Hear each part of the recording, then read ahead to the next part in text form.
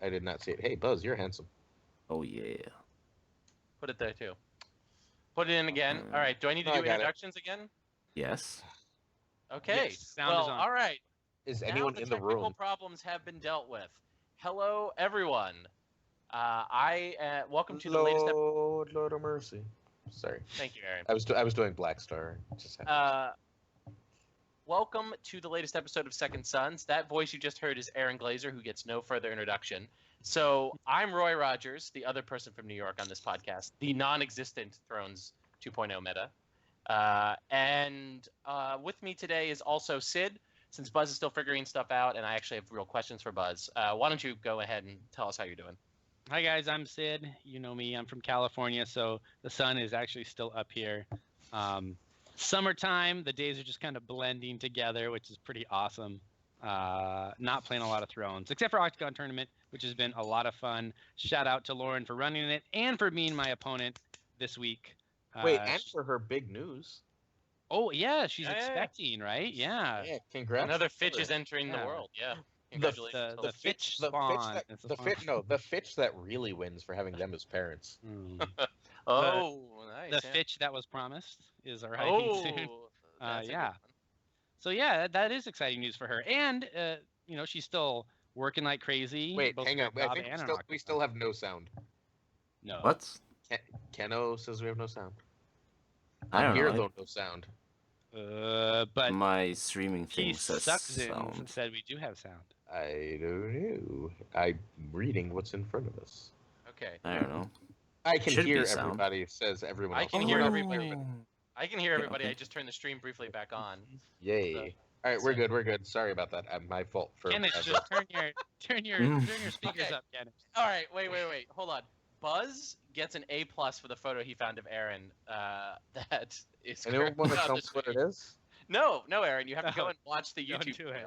photo. No, it's the one I used for your Octagon game that I streamed. I think you're 'cause drinking, I- of course. Oh, okay. Which no? Can someone just tell me? It's save like me a the yellow. It's a yellow cap.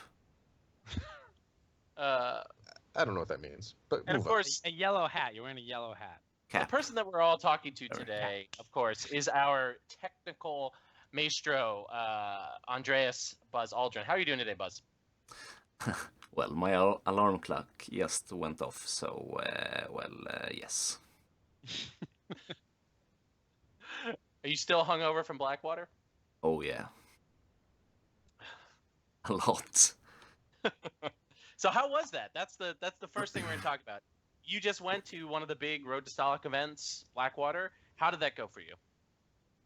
Well, I won the tournament, so so it went well, I guess. Which tournament did you win? Oh, the Friday tournament, the drinking tournament on the Friday.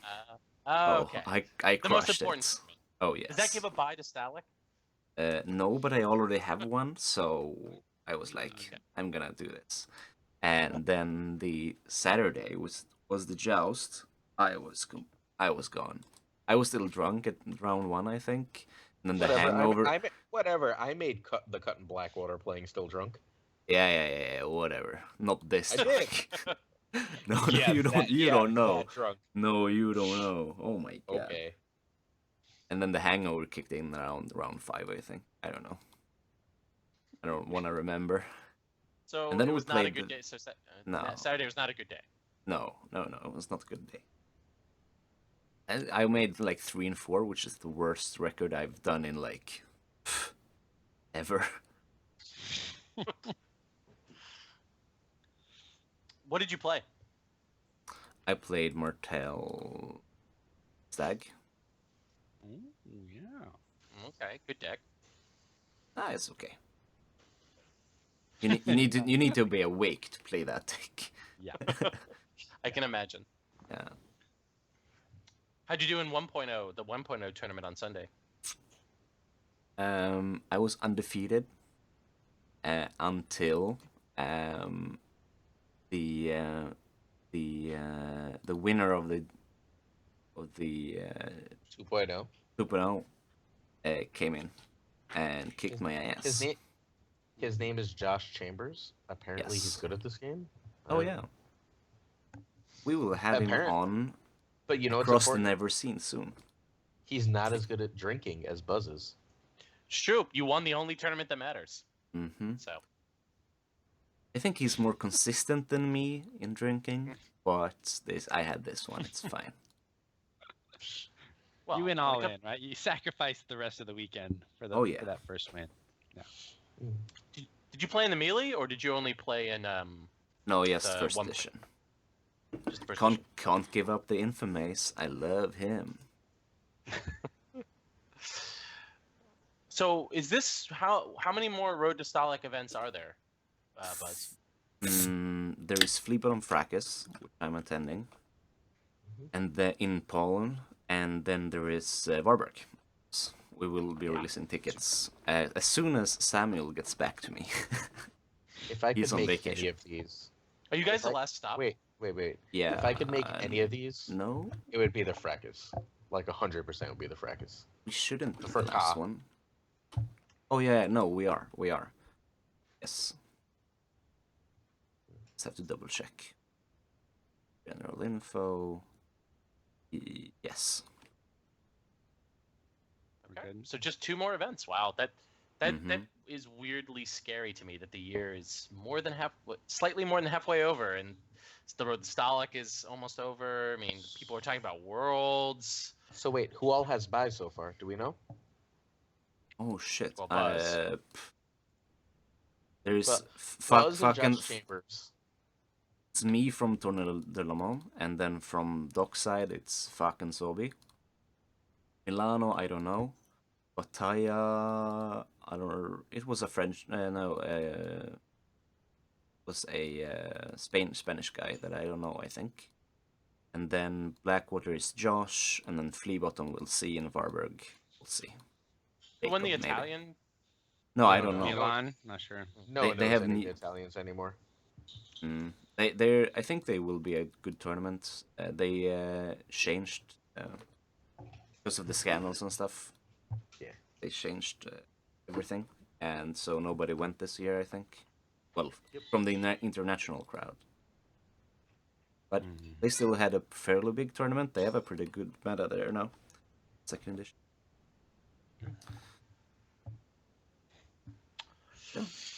All right. Any final thoughts about Blackwater or the Road to Stalic so far this year before we move on to topic number 2? I have a thought Hmm that like the most popular deck at Blackwater was apparently Greyjoy Crossing. Yeah, That's notable. Like Wow. that's It was given good. that we've on this podcast we've consistently like at least 2 or 3 times at least considered Greyjoy for the single worst house, and it was the single most represented house. That's they are Brits. They are weird. You will never find as weird decks as when you go to Blackwater. Really? It's Yeah. some They people have- play like Lannister. Some people play Lannister City of Shadows. yeah. Sounds like No, my they- kind of tournament, man. Oh my God. There were 2 of them at the tournament that year. That was weird. Well, also, to be a little bit fair to the decision, like, I mean, Greyjoy can get ahead of Stark if you think you're going to see a Mhm. lot of Stark. If Greyjoy gets the jump on a Stark deck, they might not be able to Oh, but wait. catch up. Isn't it if Greyjoy gets the jump on a deck, they just win? Yeah, that's true. Anybody, Except for yeah. Lannister, no. Except for, I mean, yeah, Except like for Lanny and Dragon. and Lanny Martell, I Dragon think. Yeah. can really give some problems. So except for the other good decks. Yes. Right, but if you think that like 50% of the field is going to be Stark, then Yeah. like There- Greyjoy Lord of the Crossing is not a bad meta call. There it's was less Lannister than expected. That's That's the Brits, I think. I think it's the lack of Lannister is more the British than I think the prominence of Greyjoy, right? At least in I mean, my call here. I think it's that in the books, Greyjoy does a Brexit. So they were just like, "Wow, this is us. We're an island. We got a big navy. Everybody Oh. Brexits. It's perfect. Oh, too real, Aaron. Too real. It's okay. I hear Britain's leaders mostly resemble Euron, so it's fine. You mean a woman? I mean, creepy child molesters. Okay, sure. So FFG recently released new tournament rules. Yeah. long-awaited tournament rules. So there's a lot to cover here. So let's start with a softball, which is that of sort of the big changes that they made. First, they've confirmed that you cannot take notes during a game or bring, quote, outside material or information during a tournament round. What does that mean? That's the question. Sort of that's where you start. And also, does this literally mean that like you can't take out your phone? Because like that sounds like you Why shouldn't be would able you to anyway? Well, because because people sometimes want to play Candy Crush during the Melee finals at Gen Con. All right. Well, I mean, that's a very specific case. Like, that's a very... I've replied to text during games. I've also replied to text during game. Like, if Ala texts me during a game and I see it, like, and it's not my turn, like, I will reply real quick. It could be as much as, I'm in a game, I will respond to you afterwards, Right. but I'm not going to necessarily ignore it. Yeah, yesterday I was supposed to, like, play a game with Roy, and he was like, I'll be ready in 5 minutes. I got to talk to Ala. And he spent, like, an hour and a half going, I love you. No, I love you with his girlfriend. He's very good that way. That's definitely what I do. But anyway. But I love you more than lettuce, but I love you more than tomatoes. I mean, if I we're do love Ala reading more than tomatoes. this thing verbatim, I think it seems like, yeah, you're supposed to kind of, keep it in your pants, guys. Keep it in your pants. So So at Gen no Con, sexting. at Gen Con, can I call for a DQ when Roy replies to Ella? I think you Yes. can call for a judge and be like, hey, judge, I think he might be looking at some outside information. So I then have to DC show guys just Nate called my me. sexts. There you go. And if you cannot produce the non-offending text, then I think there's no choice but to DQ. But I mean, in all seriousness, yeah, it's note taking, right? They're saying no, you cannot write on a pad of paper. No, you can't open up the note app on your phone and track people's hands or any other information. You need to, Remember? So Yeah. a common 2.0 question on the 2.0 boards, like I don't actually remember this ever coming up on 1.0, which is why I'm saying it's a 2.0 question, is how much of the game is supposed to be memory? And my honest answer is kind of a lot, which means like if you don't have a good memory for reason X, Y, or Z, you're not going to do as well. You can still play, it's just you're not going to be at the top of the competitive scene, and like, so be it. Well, I think that's going to transition nicely. Roy, do you mind if I talk about legal products? Sure. I mean, because it's also relate. I mean, I was actually going to bring that up. So go ahead, Sid. Okay, yeah. So there's a new section or new red bold sections in the legal products, like what you can actually bring to a game, right? So in the past, it's been kind of hazy on what third-party components we could have. They're mostly, I wouldn't quite say 100% specific now, but they're close to there. So you can use third-party tokens as long as those tokens do not obscure card information. So you can't use like big, giant, obtrusive things. But there's more. Determining the legality of any questionable third-party tokens is the marshal's responsibility. And then it talks about what the fuck is a marshal? Marshal's a judge. It's a judge. Yeah, he's a judge. It's They're a like head. leader, No, marshal, head whatever, head doesn't judge. Head judge. Yeah. Yeah, head judge. But here's my question. So it says players may use only official A Game of Thrones, the card game, components in tournament play, with the following exception for third-party components. So tokens that do not obscure. But I don't think that includes just like the willy-nilly tokens we see. So I'll use the add an icon, remove an icon stuff that's kind of popular, right? Like I've seen them at a lot of times. Wait, what makes you think that wouldn't work? It just says with the exception of tokens. Those are tokens. But they're not. They do obscure information. Number one, because they cover up icons. But number two, they're not official Game of Thrones components. Like I think the third-party components, they're not totally specific here, but I think they mean you can use third-party components that have, their original form in the game box, right? But you can't just Wait, what does that create mean? whatever Like, tokens you want. All right. okay, I get it. I both agree with you, Sid, and I disagree with you. I think the wiggle room here is determining the legality of any questionable third-party tokens is the marshal's responsibility. So if the marshal of your event, someone has the right to, if you're using these icon tokens, to call over the marshal and say, are these tokens legal? And then the marshal, within the authority of these rules, can rule them legal or illegal. Here's why I disagree and say the marshal has to, in all cases, say you got to put those tokens away, because they're just note taking, right? It's note taking in token form. These tokens do not exist in the game box. They do not exist in the rules. There's no card that says put an add token or remove token on a card. We have tokens for that kind of stuff. Yeah. Right. Yeah. So where does it end? Can I make strength counters to throw on my characters and your characters? So that means even no. no. dice. Whoa. Yeah, I think there's also a difference. Oh, go ahead. No, I think Lucas is right. Like, there's no there. Yes, there is a logical difference, but there is no rules difference. There's no semantic difference. Like, the difference is entirely connotative. Like, the actual definition, there's no difference. Right. It's note taking. Yes. It really is. We have talked about this a little bit before, I think, in when we talked about like ethics and stuff.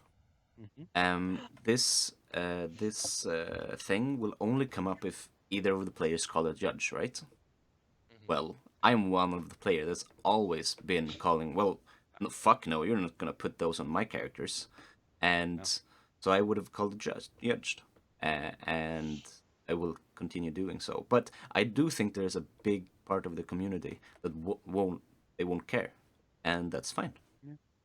Yeah, Also, until you're in the cut one day and this becomes a fight. Sure. Not yes. you, but like someone else No, who's like, me. I've been using these all day. No, yes, you, but like it's someone else who's been like, I've been using these all day and blah blah blah, and like, well, that's an issue for you. You're never gonna have Nate be your judge, or rarely gonna have Nate be your judge. I don't think Nate is going to DQ anyone for using these tokens.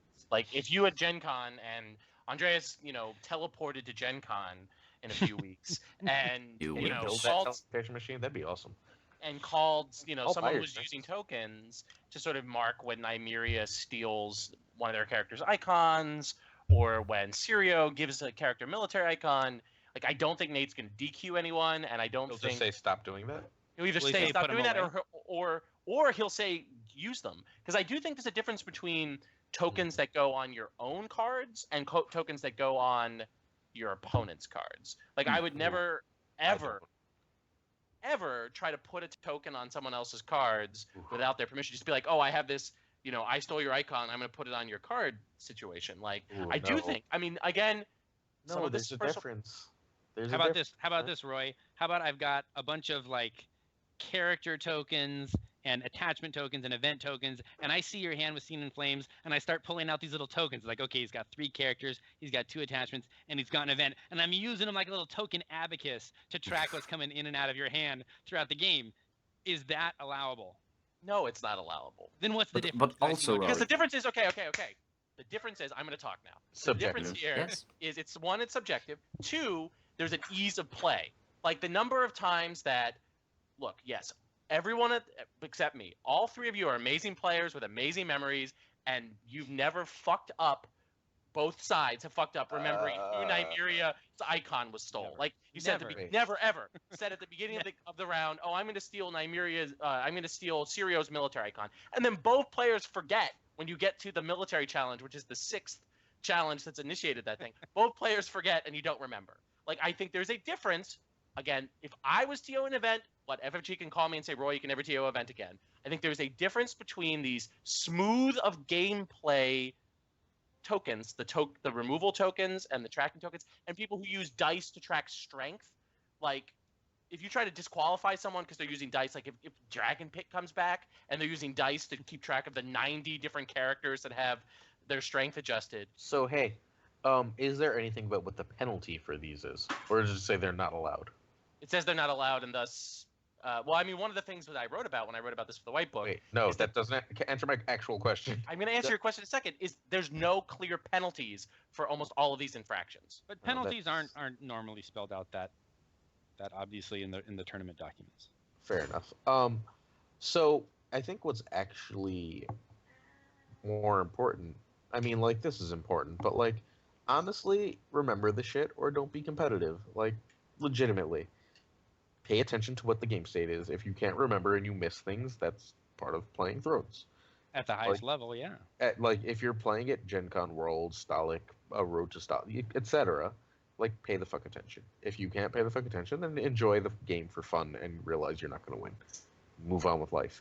But what actually annoys me is I'm pretty sure you just can't use alt art house cards now.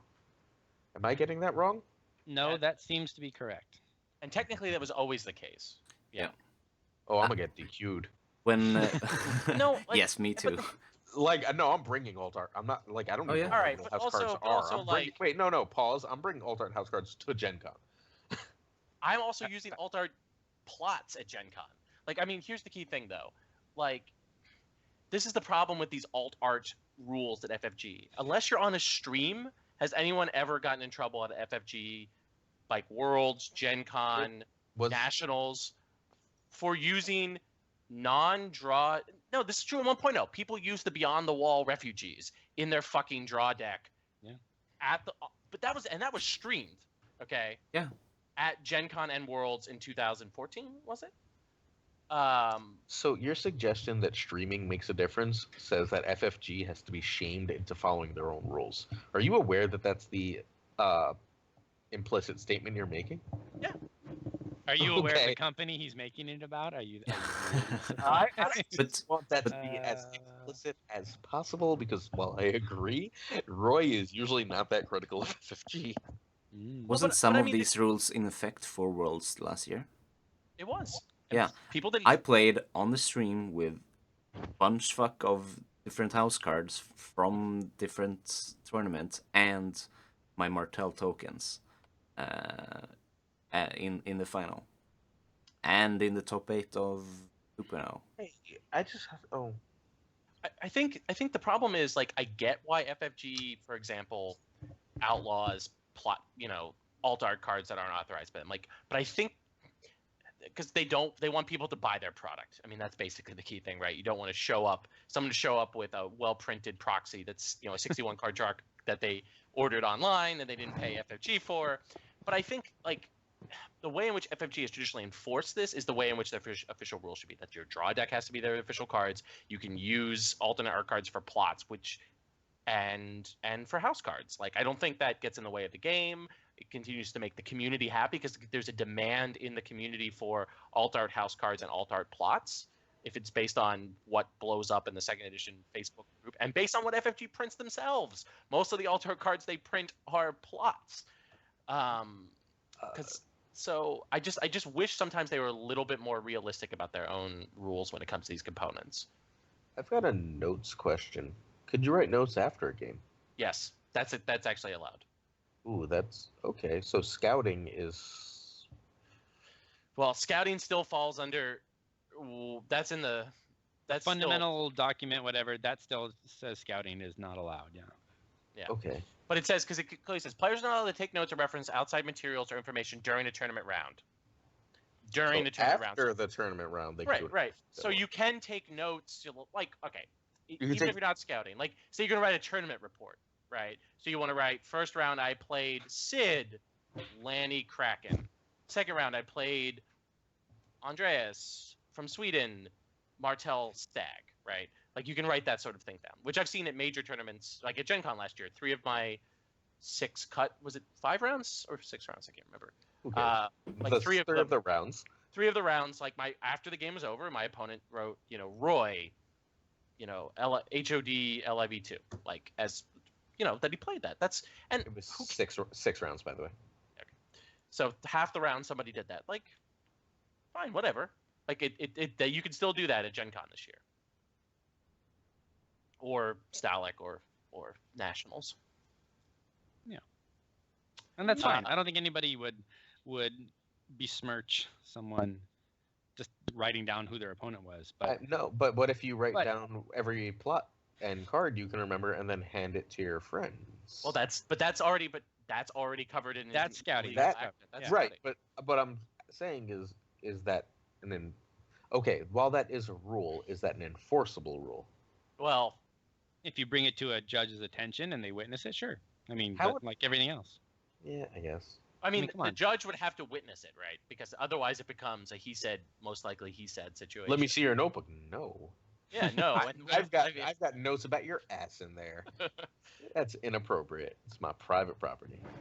So, any final thoughts about components before we move on to round times?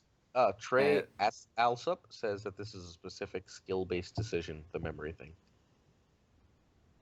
So wait, what does he mean by that? He says that like he thought note taking, or there was a possibility note taking would be allowed, and memory is not part of the game. Right. It's allowed in Magic. Well, you can't write hands, but you can. No, you can write hands. Everything. Yes. You can write hands in Magic. Oh, I okay. was gonna mention that, that we not make- actually have a weird way of looking at this because we're not from the Magic community.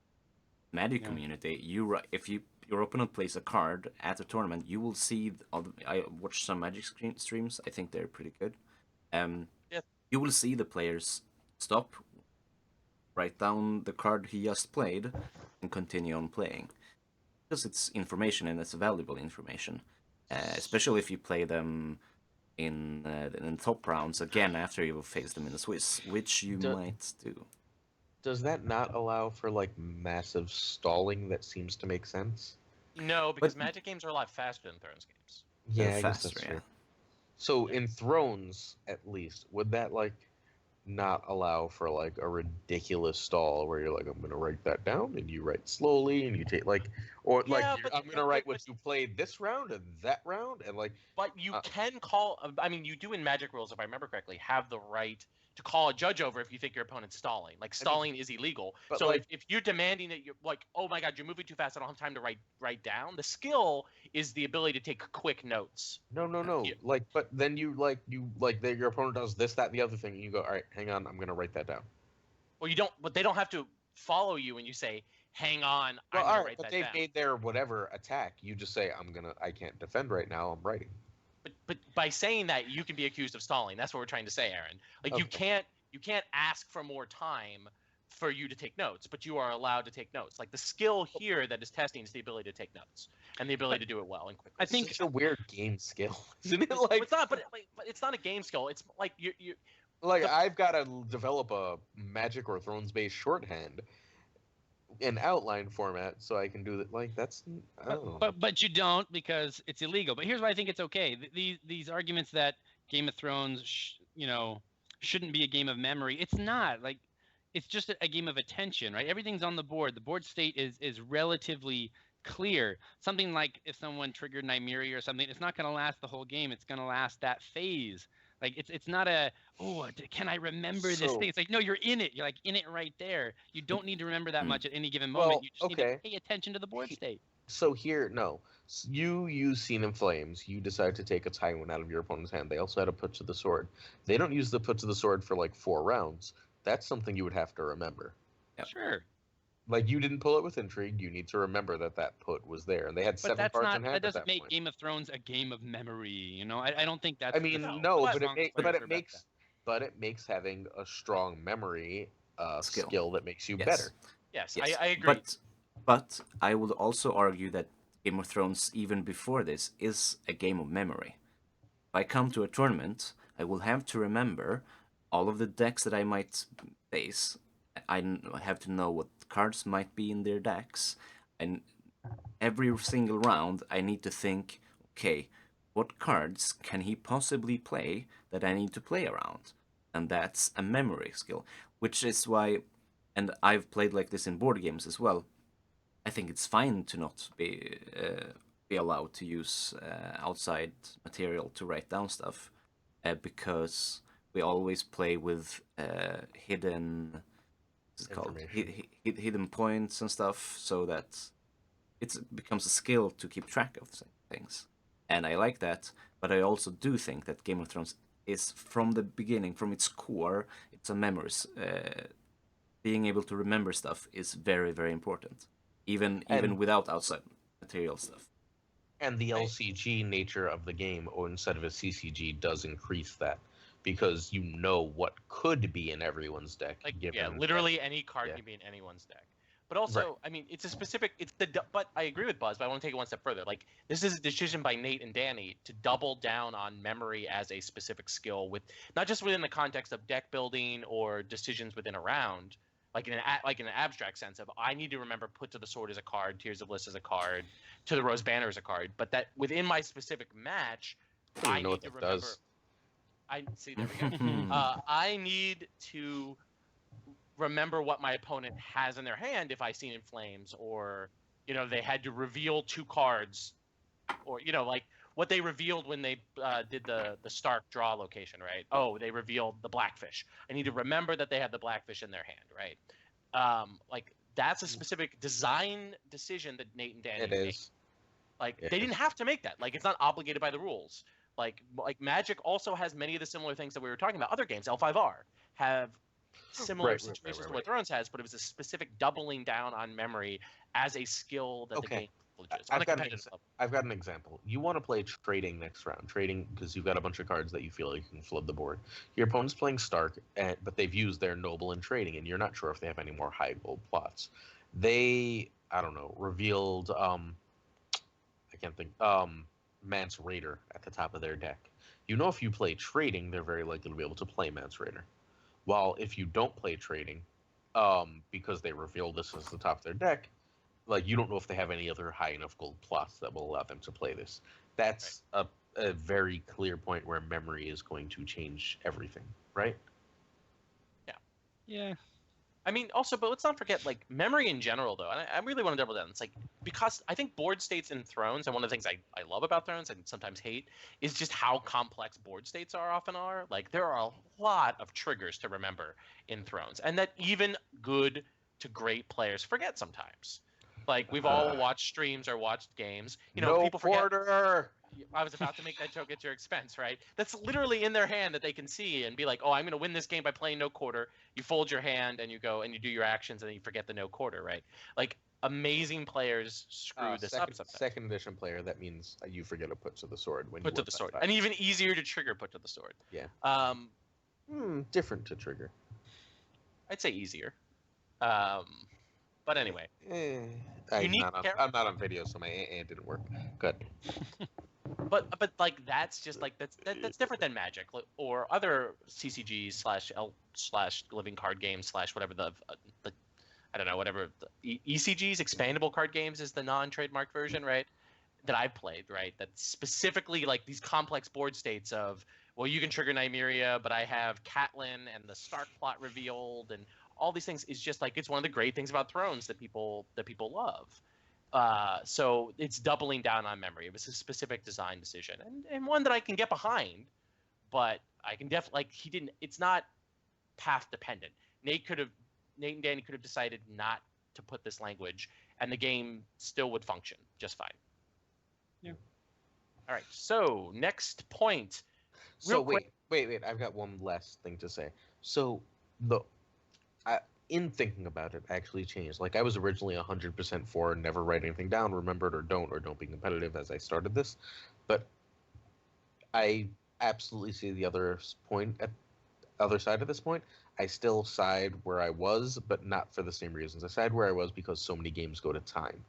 And those extra few seconds that don't matter originally, but when you're doing it every time, those extra like 2-3 seconds, is often the difference between 13 power and 15 power, and that can be the difference between a win and a loss. Yeah. We have short rounds anyways for the complexity of the game we play. Yeah. Yep. Speaking of round times, I tried to swing that over to you. All right, so Swiss rounds, by the way, all competitive level games. This includes Melee. Yep. Let's not forget for those of us. Wait, is competitive level Gen Con and up or regionals? Regionals and up. Regionals and up now. And Store Championships. This covers Store Championships as well. Any FFG tournament. Swiss rounds are 55 minutes each. Single elimination rounds, except finals, are also 55 minutes each. All of that is the same, somewhat. But the biggest thing is, so I will not get yelled at by Patrick Haynes at next New York event that he's in his squeaky voice because he hasn't heard it yet. Is final single elimination round is now timed and it's 120 minutes. Wow, I don't like any of that. I mean, I do like the 55-minute Swiss because that's more than enough. Even in Melee. Yeah. Oh God, that's wait, really? 55 minutes in Melee? Yeah. Yep. Thank God I don't care about Melee. Well, you're playing it at Gen Con, so. I am, but I'm gonna have a soda cup full of whiskey, so it'll be fine. Can you see that? Wait. FFG / Gen Con organizers. Aaron will not have alcohol in his cup at all. No. I will offer Nate some. In the meantime, in the meantime, like 55-minute for a joust at least is reasonable. In the cut, if you have more time, I'm not entirely sure. I can see why you shouldn't be allowed to have more time, except for uniformity. But really, I mean, like, You don't want the tournament to go on forever. and why? If you have the time, if your store has the time and your players have the time, I would like the language to say for the final elimination round that at the marshal's discretion, the final single elimination round can exceed this amount. But it's nice, when certain one of your players are yelling at you as a TO about having to time the elimination rounds, because the store is like, you have to be out of our facilities by this period of time, to be able to point to the rules. Well, there's a time limit, instead of you having to impose one because the store is making you. It's So I mean, it's wait, 2 wait, hours wait. for a joust game. 2 hours. this That's being- enough time. If you can't fetch 120 minutes, someone's cheating in joust. However, We're playing Bloodthirst. Roy, given what this podcast is, who's yelled at you about being timed? Well, I Name mentioned him names. earlier. Patrick. Patrick yelled at you about Dance being. with Dragons. I'm gonna beat Patrick up at Gen Con. Wait for it. I'm jumping him. How dare you yell at Roy? That's my job. Because I had to time their cut game because the store great. was on us about leaving. The store was the worst. He wanted an untimed cut game, not even the top game. Nope, it was top 4. Oh, that's just him being like bourgeoisie. Come on, I haven't had an untimed cut game in like 10 years. What's he talking about? Anyway, Who did he beat in the top 4? Wait, no. Oh, he beat Alex B. I like Alex. B. no, he didn't beat Alex B. He beat Alex in the top 8. When John steamrolled me. No, he beat Keith. No, he didn't. The brother. Alex beat Heath. He beat Alex in the top 4. Alex made top 4. Did Alex make? All right, then I'm swapping the 2 games, I guess. Yeah, you are. Anyway, let's switch to because right, Lanny sorry. Kraken does not beat Lanny Sun. Spoilers. Okay, so then let's move. Speaking of going to time, all right. So the number one thing we need to understand here is that modified losses are gone. There's no more mod losses. Wait, what? Gone. Gone. You Wait. get, And no draws, of Wait. course. and there's no Yes. draws. All right, number one thing. Yeah, I knew there were no draws. You cannot draw anymore. So unintentional draws are gone. Sorry, Magic players. So they invented it for like 3 months and then. Yeah. Well- yeah. Okay. No. Keep going. Let me. All right. Whoa. Let's be clear. I Wait. think Time out. I don't think we actually said this on air. I've avoided the tournament rules for the past like 3 days, so this is the first I'm hearing of any of this. Okay, so number one, I think the reason why they got rid of intentional draws was one, that like weird X-wing thing that happened, but also I think a majority of the Thrones community is opposed to intentional draws. Really? So remember, I mean, let's Buzz. Were you were just recently at a tournament where everyone agreed to take an intentional draw as a form of pseudo protest in the first round. I just think it Yeah. was fun. I think it was so Tagor's head would explode, and I fully. Well, Oh, I mean, yeah. they're Oh, yes. protesting Tagore being Tagore, and I would have protesting like the if you guys told me we were doing that, I would have like risked a divorce to fly to fucking London and watch Tagor's face when he had to put that in. Well, but Oh my God, you don't know Tagore? Oh wait, you didn't meet I Tagore. met Tagore. How much money is that worth? Thousands and thousands of dollars? Holy shit! All right, go ahead. Anyway, Tagore was very upset with me in the melee at Worlds. But But anyway. said about something always. But what, like Craven, when we had Craven on the show, like he explained sort of the Brit approach to IDs, which is to dislike it. But anyway, so IDs are gone, draws in general are gone, and mod losses are gone. What we have instead now is 5 tiebreakers. So if you hit time at any round, the first tiebreaker is the player who needs the fewest power to achieve victory wins. All right. So if you're at 14 power and your opponent's at 13, you receive a modified win. Wait. So there's still mod wins, There's Yes. still mod No wins, mod losses, right? but no but there's mod no losses. mod. What is? So if you, So you if you just- lose a game that goes to time, you just lose. So, but doesn't. Okay, so that. So there's no How advantage. does- wait, to no, no, no, stalling no, for no. Mod loss No, anymore. yes, no, but there's an advantage to getting ahead and then stalling for as long as possible. Correct. Which we'll get to. Like, Okay. I want to get through all this. Number 2, because I I don't- want to talk. What all this is? Sorry. No. I want to go through because we are also all going to complain, I guess, about the tiebreakers. Yeah, let's do all the tiebreakers. Wait, what are the Tiebreakers- tiebreakers? Oh, Okay, that was the first you'll one. see. All right. The first tiebreaker is the player who needs the fewest power to achieve victory. So again, if Aaron has 14 power and Buzz has 13, Aaron wins the game. And we both. Okay, Right. yeah. So you get the Okay. full win by having more power. That's Not full win. How Not that's full No win. modified. you get the modified. mod win, but they take a full loss. Which, Full loss. Yes. Right. All right, but if there's a Okay, tie, say you're say both what- tied at 14, right? Okay. So say in this True tie, scenario, yes, it a happens. true tie, it does happen. The player with the most cards remaining in his or her deck wins. Draw deck. Draw deck. Draw deck, to be clear. What- Not plot deck, which wouldn't make it. That would just be a die. Draw That- deck. Wait. Hold on. Okay, Shut up. hold on. Shut up. Wait. No. We're gonna have dead air for a second. Cause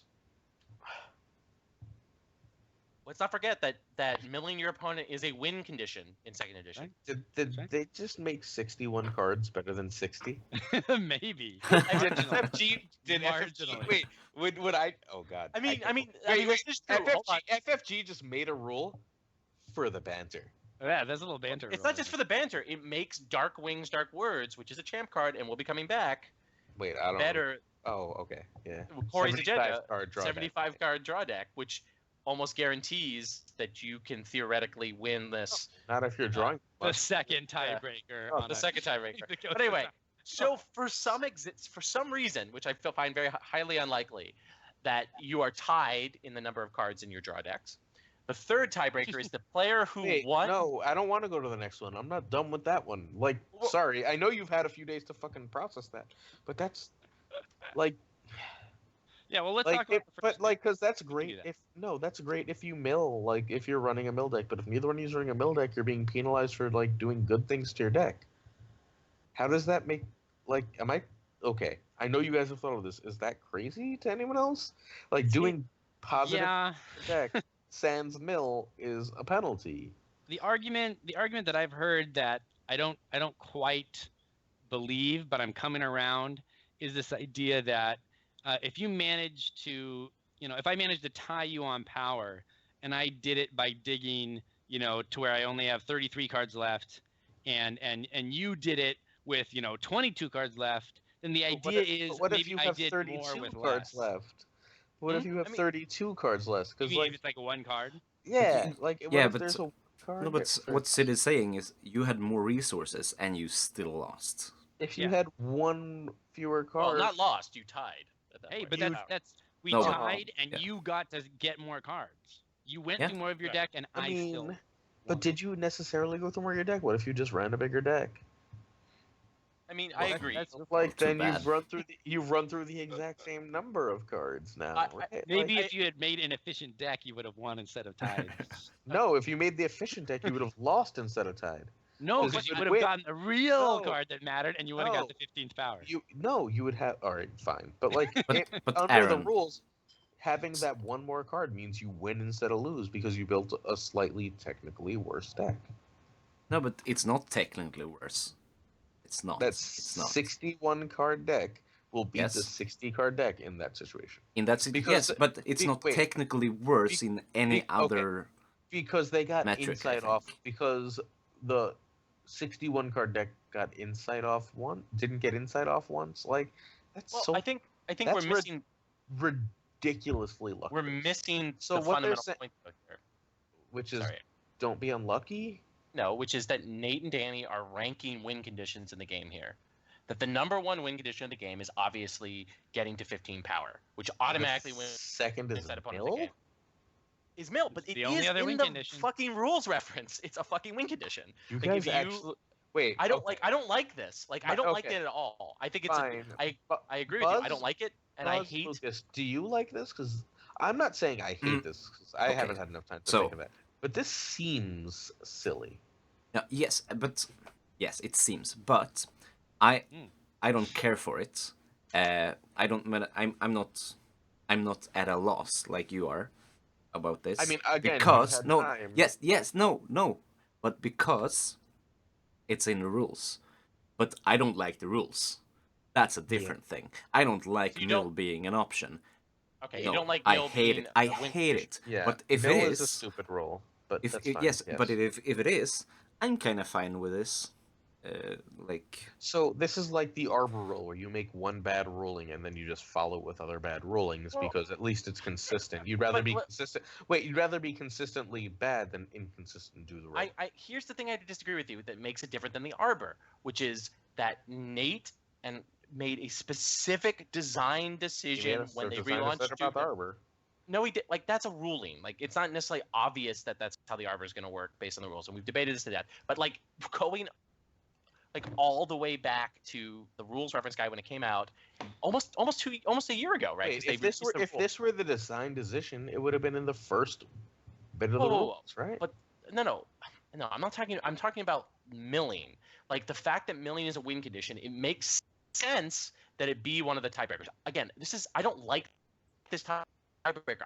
I'm looking forward to being the TO who has to fucking count people's cards and then explain to someone you're completely tied and you lost because this person has 30. Your opponent has 31 fucking cards in their deck and you have 30. Like, that's a shitty experience for everyone involved. Like, particularly when they're not mill decks. Like if one of those people is running 3x loot and whatever fucking mill cards that they play and is like super happy that they milled their opponent and went to time. I stopped caring. I gotta pee, so let's move on. All right. Well, I actually don't mind it. I mean, I don't totally understand it, but I also am not up in arms about it because it's like, I'm not up in arms about it. It just seems and like I'd almost rather flip a coin. Aaron also hasn't Well, seen number 3, 4, and 5, and Yes. honestly, it's all just a bunch of arbitrary. Like the order of 2, 3, 4, and 5 There's to 3, me 4... is just totally arbitrary. No, There's no, 3, no. 4, and 5. Let's Now go I to want 3. to hear. 3 is worse. 3 is infinitely worse. That's So not 3, possible. But the see. player who won dominance in the final round of play wins. If neither player won dominance in the final round, Wait, that's speak to the next one. that's gotta be it. That's the stupidest fucking thing I've ever heard. Except it's a little right. It's more stupid than number of cards in draw deck, so it Just- belongs after. Just flip a fucking coin. Well, we're not It's- getting the flipping the coin. Is No, you so- never have to flip a well, coin, and for Is that, that- I thank them. All right, go, like. All right, you should, So number because 4. it's still 4 is the fair. worst. 4 is the worst. 4 is the worst, I think. How's all right? Okay, hold on. So in this point, you tied in power, You have the tied same the number of cards, and cards you in the tied draw deck. Dom. and you tied Dom. For number 4, the player with the fewest characters in his or her dead pile wins. Wait, This is the one I thought was going to be like number 2. Like, No, that would be terrible at number 2. I know, this was the nightmare situation when they announced they were going to do this to me. this doesn't even make. Wait, This one makes 0 sense. so Like- you're penalized for playing Control or Varus deck. No, or I mean, not necessarily, because Control in a Valor environment could theoretically put more dead characters in their opponent's dead pile than Probably the fewest will. characters. Probably will, right? So it penalizes playing Rush, I guess, or a character-heavy deck, right? Okay. The player with Alright. the fewest characters in his or her dead pile wins. All right, I'm not gonna care enough because like you're never getting past the first 2. But what's the last one, right. just so we can talk about it? Okay, 5. The player who is first player at the end of the game chooses a player to receive the modified win. This is the best because you can choose to lose. I love Yeah. it. So here's exactly what I'm gonna do. I'm gonna go pee because that's the stupidest. Well, no, okay, wait, Aaron, don't go pee, No, because no, there can't be more. There's what if more. there's a no, because this leads to a really funny situation of this rule theoretically can lead to collusion more than any of the other ones, right? Because so theoretically, if you can make the cut and lose a game, but your friend who you're playing against needs to win the game, at least modified win, to get into the cut, you can make sure that you are exactly tied for power, that you have the exact same number of cards in your draw deck, that you've that tied you dominance. tied for dominance, that you have the fewest characters in you have the same number of characters in dead pile, and then whoever was first player in that last round can just make whoever needs the 2 points win the game. I'm gonna That's start. the funnest wait, thing. I'm They're gonna- trying to get away with collusion. I'm gonna start writing angry poetry to FFG. Like I feel like FFG deserves like angry teenager poetry. I'm gonna channel my students and write angry poetry to them. It's gonna be like, I slit my wrist and out pours your tournament rules. Like this is so fucking terrible. I've got nothing. So Sid, do you think the first player choosing is better than flipping a coin? Because I think at that point, if you've gone through these 4 Flip. steps, If you've gone Flip a through the coin. first 2, If flip you a actually fucking get coin. to the number 5, like you go down to number 5, you call the TO over, they flip a coin, and it's like you won, and then you lost, and that's it. I mean, All right, I'll be back. That's yeah, too. I agree. I'll be I back. agree. it'll probably But never Roy- happen, right? Roy and Lucas, Yeah. I know for a fact the second that Sam Bratz is in this situation, he will pull it off and make sure that the correct person You don't think Sam goes and to. Sam and Kid could Sam totally? Yeah, do yeah, yeah. How Oh, many yes. cards did you draw deck? How many cards you have in that draw deck? Yeah, because that's open information. You have the right to Yeah, count yeah, your opponent's sure. deck at any time. Right. So you could be like, Kid, how many cards do you have in your deck? You draw deck. All right. Well, and then the DC dance. I mean, but the key thing that makes the DC dance a lot less desirable, to use a buzz term, is that Oh, there's yeah. no mod losses, right? No. Like the fact that you don't get a mod loss for any of the shenanigans really does discourage it. I think that of all things makes it that maybe the first 2 tiebreakers are the only ones that will ever be used. And if they're getting down to this point, and I mean, all of this is moot because you can still concede a game. So why go through any of this? Because if you get all the way to the end of that, and you know, I don't think Sam would ever do this because I don't know why, but say you're a person who would actually go through these steps, you would just concede and give the person the full win because it's going to be better for them anyways than going through all this nonsense and then ending up with a mod win because you're going to end up with a full loss anyways. Because here's the thing, you can theoretically accuse someone of collusion for conceding to their friend, but you can't. I mean, like, unless someone explicitly says in the context of the game, it's harder to prove these 5 steps, I would say, than me conceding to you, Syd. You know, it looks like you're gonna win after plot 2. Be like, you know what, Syd, you win the game. Like, I think that's harder to prove, or easier to prove than going through all 5 steps. Then, But is it? You can just say, yeah, I didn't want to play anymore. I was done. I'm finished, so I conceded. I mean, there's no way to ever police a concede, right? No. You can't do it. no, I mean, I I just- agree. Which I is why look at these Laz, collusion I rules give are him really bad. the signal, and he concedes. Yeah, Can I, sure. can I, and I can win I it all. fix that rule? Like, and tell me, tell me if I'm wrong, because I thought of this while peeing, so I could be wrong. Okay, you have the normal tiebreaker. Whoever has more power wins. Your second tiebreaker is whoever wins initiative in the next round. Once time is called, if otherwise you are tied in power, wins the game. The end.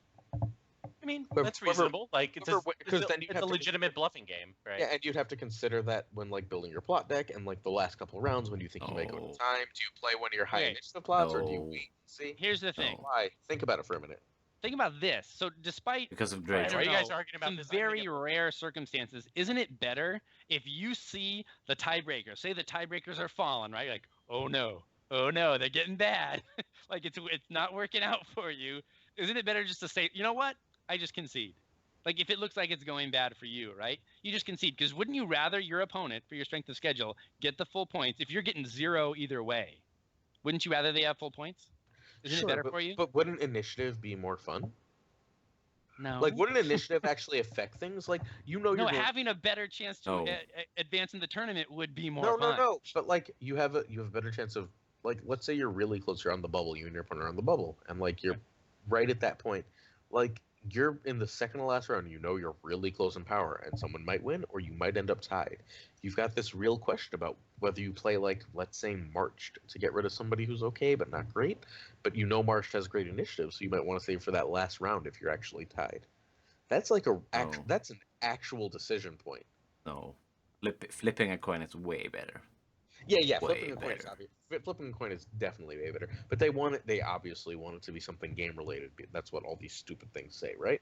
So if like the best thing I come up with in the 5 minutes since I went to pee is that like if it has to be something game related, how about it's just who wins initiative? Because think about it, like compare it to Melee, where sometimes who wins initiative but can't win game just gets to choose who wins. Yeah, Right? and that's Like, yes, and that's but, like- something they need to work on in the melee rules. Yeah, but since And they are. they're yeah, are they? I haven't got to Melee rules, Yes. so They but don't for have the- those. They don't exist. No, They they didn't do they it don't. in But Melee? Nate French just pat me on the back like I'm gonna fix this, and basically. Oh, did he? Oh yeah. He replied to you? No, Oh. at Worlds, he told me. Yeah, obviously, since he's ignored you. Oh, you're talking about like a long time. Yeah. ago. He's Yes. ignored you for the 10-month since. Oh, So, yes. Okay, Yes. yes. So in the meantime, since it's never getting fixed, and since they're clearly okay with sometimes winning initiative, means you can choose who wins the game. Let it be choose who wins the game. Let it be No. wins the game at that point. No. What? You would prefer what No. we have? Yes. Wow, you're crazy. Anyone else? Yes, I am. Yes, I just think it's silly. You're just gonna concede if you lose, or if it looks like you're gonna lose, you just say, you know what? It looks like you're gonna win the tiebreaker, but how about you just win? And who's gonna say no to that? Who's gonna be like, oh no, I want to take the modified win? Like modified wins just aren't gonna happen. I've taken a true tie on purpose. Yeah, it's. Oh. Yeah, but okay, that's on because purpose. you get points for that, right? It's good. Yeah. You don't anymore. You don't anymore. But Yeah. If Roy, I'm gonna Roy, lose, I Well, want there's my no such opponent to thing. get the most points possible. God damn. Oh, is Roy talking? I did say is Okay. impossible. I'm sorry, I forgot to turn my. I didn't want to hear you guys going to get my wonderful flying dog. Blood. I've got Glamorage. We can't see it, golden. Aaron, so it didn't happen. No. My point is, And I was gonna hold it up, and I'm like, Aaron oh, is drinking water. I definitely agree that this basically kills, to use, I really do love this term, the DC dance. Like, it largely kills it. Like, Yes. no, it I mean, doesn't. obviously, if people want Someone just to scoop. Just scoop. scoop, How does right, that right, right. Whoa, scooping, you can never get, like, as Sid said earlier, you can never truly get rid of that. But it does, this, like, playing for points. Getting rid of draws and mod losses, it's more difficult to. mods. I think they. I mean, but there's no have- more. We're both on the bubble. If we draw, we both get in. Let's do it. Like you Or if can't- one of you us- can't do it anymore. But that was also never the DC dance because that didn't really exist. Someone would have to win or lose because they didn't let you just shake and take a draw back then. No, but you could. No, but they you could did. come to a draw, and it happened. Okay, it happened quite a bit. I've And you- seen this, so I've I've seen seen it it too. And it's I've also seen in beautiful. tournaments people. I've also and they seen, go, "Oh well, we tied. It was the strangest thing. We tied." I've also seen people like, oh, I'm in the cut no matter what, but if I give my friend a point, there's a chance that they can make the cut. And Yeah, but if I'm in the cut no matter what, then I just fucking scoop the game. Like, what's the difference? some people aren't comfortable with that. Unless it's a friend, I won't. No but- one in DC is uncomfortable with just going, fuck it, I'm making the cut anyway, I'm scooping to you. It really depends. If I see my, because pairings in top 16 is kind of Hey, important, right? I mean, look, DC doesn't exist in 2.0, so we can move on from that. But yeah, no, I get it. They don't. They hate the game I discussed with them. Well, okay, I'm counting Sam as pretty much DC, right? And he's the Yeah, I guess. reigning world champion. Well, He'll No, be he's defending not. his title almost. No, he's No, not. Wait, no, a he's Swedish guy's the reigning. Oh, yes. Oh, you Really? mean the 2.0? No, He's he- the reigning 2.0. No, he's not. He's the reigning 2.0 side event champion. Side events, The okay. reigning world champion at this Yeah, point is okay. Jakob Holtman, who's better than Buzz in every way. I So would let's say just go even from there. even and then Sam we'll and talk. Phil I don't know, would what's be Jakob's uncomfortably beard called. like? I haven't seen Jakob. oh, it's beautiful. Oh, It's beautiful? yes. Okay. I haven't, because I listen to Great Beards, but I don't watch the YouTube, so I Mm. haven't seen his beard.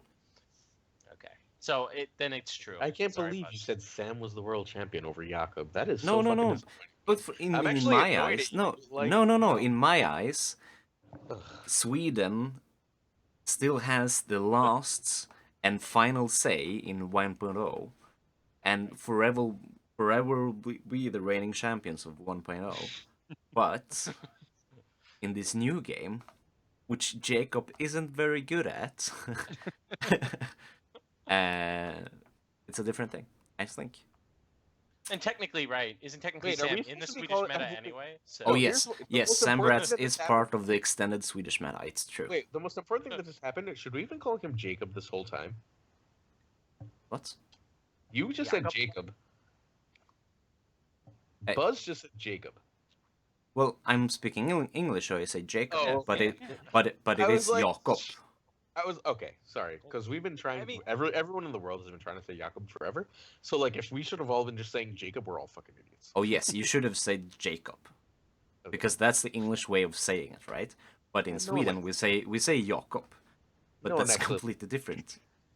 I get 50% of the time I say his name right. Mm. So, All right. Do we have anything else with the rules document before we get to I don't- Aaron's sort of mad? I don't know. Experiment. Does anyone in the chat have any questions they'd like us to answer about Or any? me to yell at Aaron more, I guess, which is apparently quite popular. Oh, Right. lost and damaged cards. Oh yeah, Oh. lost and damaged cards. Okay, I know so this is actually Lucas has a whole segment just for this. Do I have? You I said think so. I was blowing smoke a little bit on Oh, okay. that. But I, yeah, So- it seemed to me not a kind of a non-issue. But go ahead, Roy. Break down the bullet points okay. for us. So first, There's bullet points. if you are missing a card during the tournament, you now officially have the opportunity to find a replacement, which is asking a friend, to pull from their collection or go into your own collection. You Wait. officially can do that. Okay, then timeout. No. It's you in the middle of a can't. tournament. Whoa. This is in between rounds. If you're Oh missing a yes, card. yes. So in between rounds, you're missing a card. You have to have. What if there's no deck list?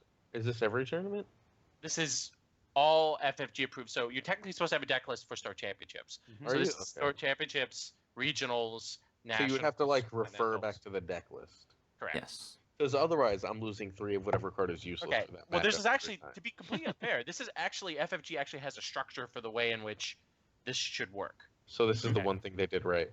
Okay. Yeah. So any player that discovers that they're missing a card at the beginning of a round, you should notify a leader, aka a judge. That can range from the marshal, the head judge, or just any judge. So the leader will give you a short time extension in the game to find a replacement. So I'm missing one of my Milk of the Poppies. I need to get another one. If you cannot find a replacement, you have to concede the game. Okay. Okay. If So you if you can't realize find a it- replacement by the start of the next round, you're DQ'd. Okay. Okay. During the game, if any player discovers they are missing a card from their deck, they have to concede. So you lose the round. Okay. But you just So- wouldn't say it, right? You just like. Well, correct. But under Be quiet. FFG's official tournament rules, you do have an obligation to report if you think Okay. So no one's ever gonna do that, but move on. Right. I know. that's just- But Because even for the no, Alex Hines will, because Well, No, it'd he be won't. difficult. How would you even know that you're missing a But card y- until the end of the game when you take, unless you No. go through your entire draw deck? Because Alex will play Tyrell and he will play Olena's Cunning and search for a specific card and go, oh wait. Oh. Hey, wait a minute! I'm missing a card, Yes. where did my third milk go? and then you can go DQ. Or Right. any summons. No. That's Summons only top 10. No. What? Oh yeah. Okay, fine. But when do How you about, go through the whole? Here to card? serve. Here to serve. Oh You yeah. play Serve. You're Yeah. looking for a maester and go oh, I've only flipped through 2 put to the sword, but I have 3. or no, you flip and you don't find Lewin. Lewin's just not there.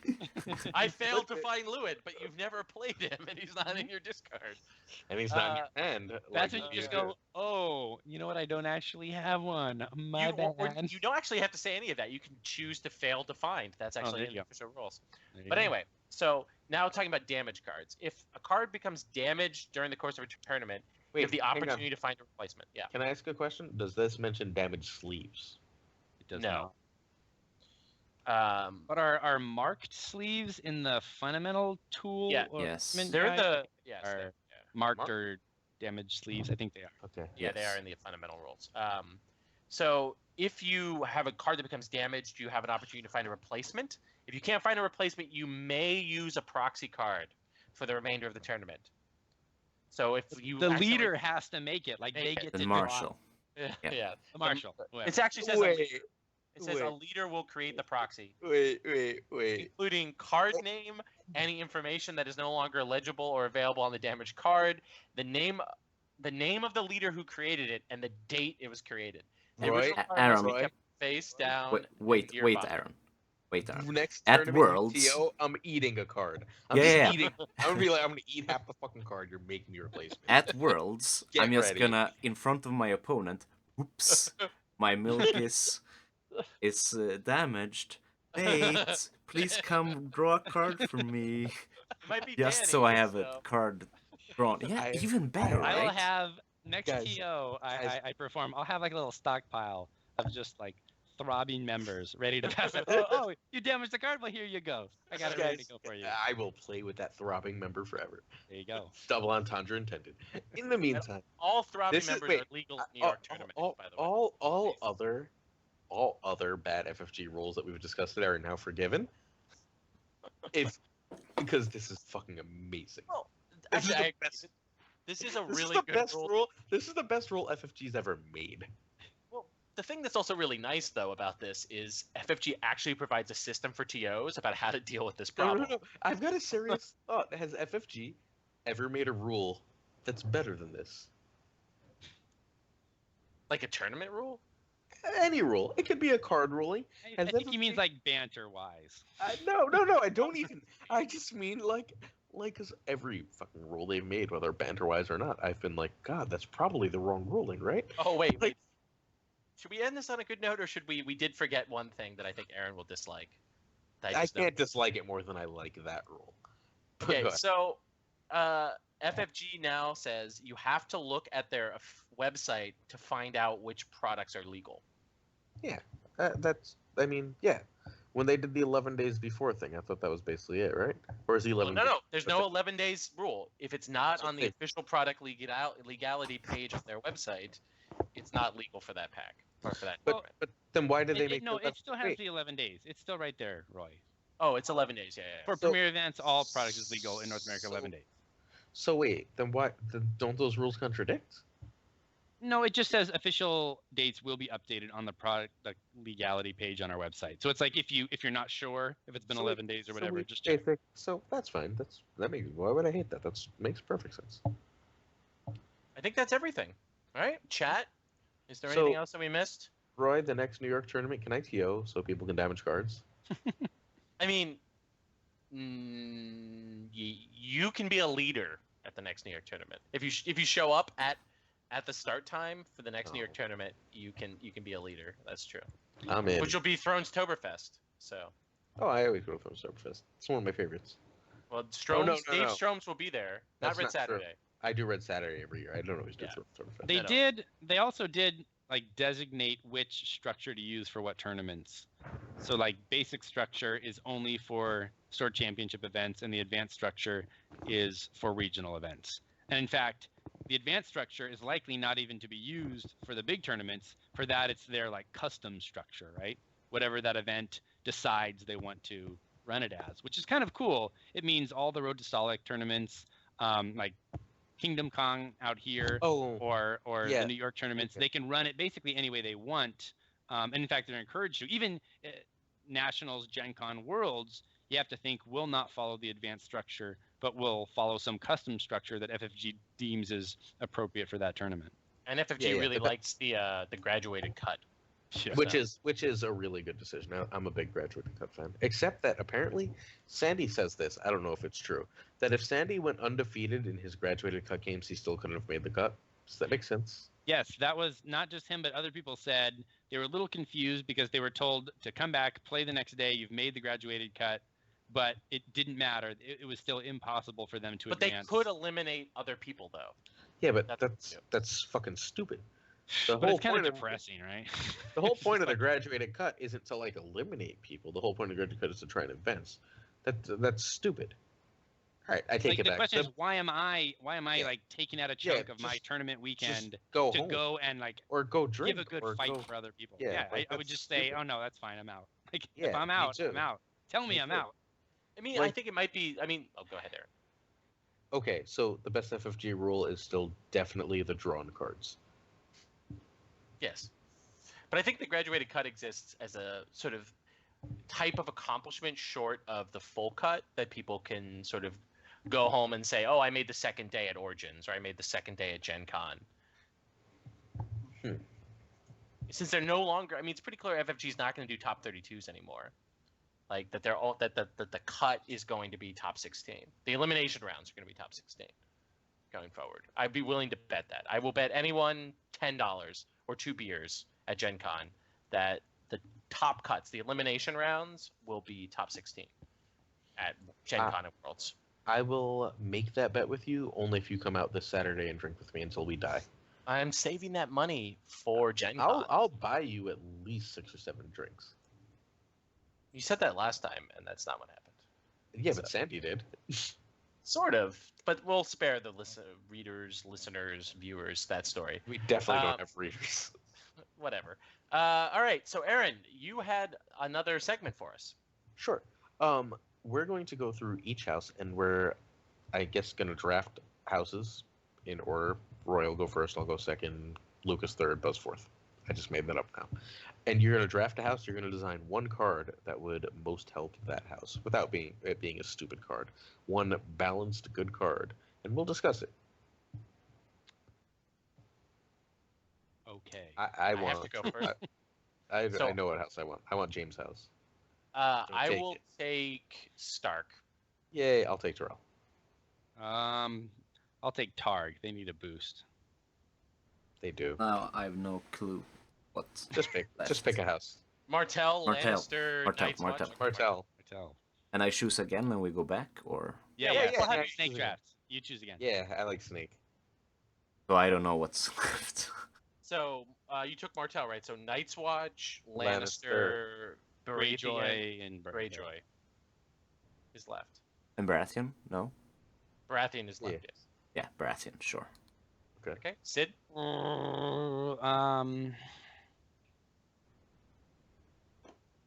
Yeah, I'll take Greyjoy. All right, I want Damn you, Sid. Night's Watch because I want Roy to do Lannister. No, I'll do Okay. Lannister. Oh. I'll do Lannister. No, Roy. no. Already, I take What? Lannister. We're skipping Aaron. I'm going to design a Lannister card. No, Okay. that's not where So you that's start. the first card we're going to do. No. All All right. right, go ahead. I don't know, I'm just joking. You want Lannister? That's fine. No, I actually so don't. What's the I'll last do- house? No, you're doing the first. You're Lannister. Yeah, I'll you do want- Night's Watch. Roy. So let's start. Let's take it from the top. What? All right. If you could. Lannister. What? Okay, Wait. It is Oh, you're gonna start with eight Lannister? cost event. No, I'm joking. I have to. I'm pretty drunk at this point, by the way. So, trying to come up with a balanced Lannister card. I think. Okay. I think it would be a one-cost, non-loyal event that, when choose a knight character. Until the end of the phase, that character gains a military icon, an intrigue icon, and when they are attacking alone, they gain renown. They get both icons and renown? Yes, until end of phase.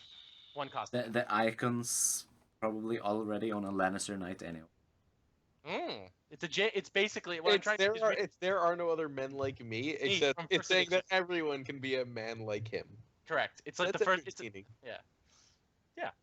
Because I think pushing Lanny Knights is a pretty reasonable thing. I liked Lanny Knights in first edition, following Will. Then why wouldn't you make the Lanny Knight plot if you have control more knights than another Yeah, opponent? because that's a fucking broken, and there's no way in hell I'm going to give Knights of the Realm to Lannister.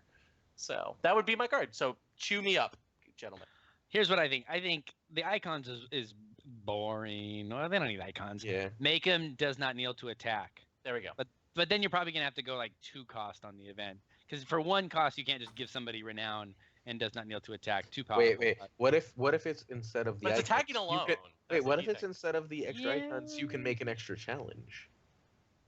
You can make I an don't extra like that. I don't like military giving challenge. Lannister more challenges. Like they already have Lannisport. But like then it at least works with Jamie, right? Like because Jamie's not going to kneel anyway, so you're like, haha, I can kneel again with him.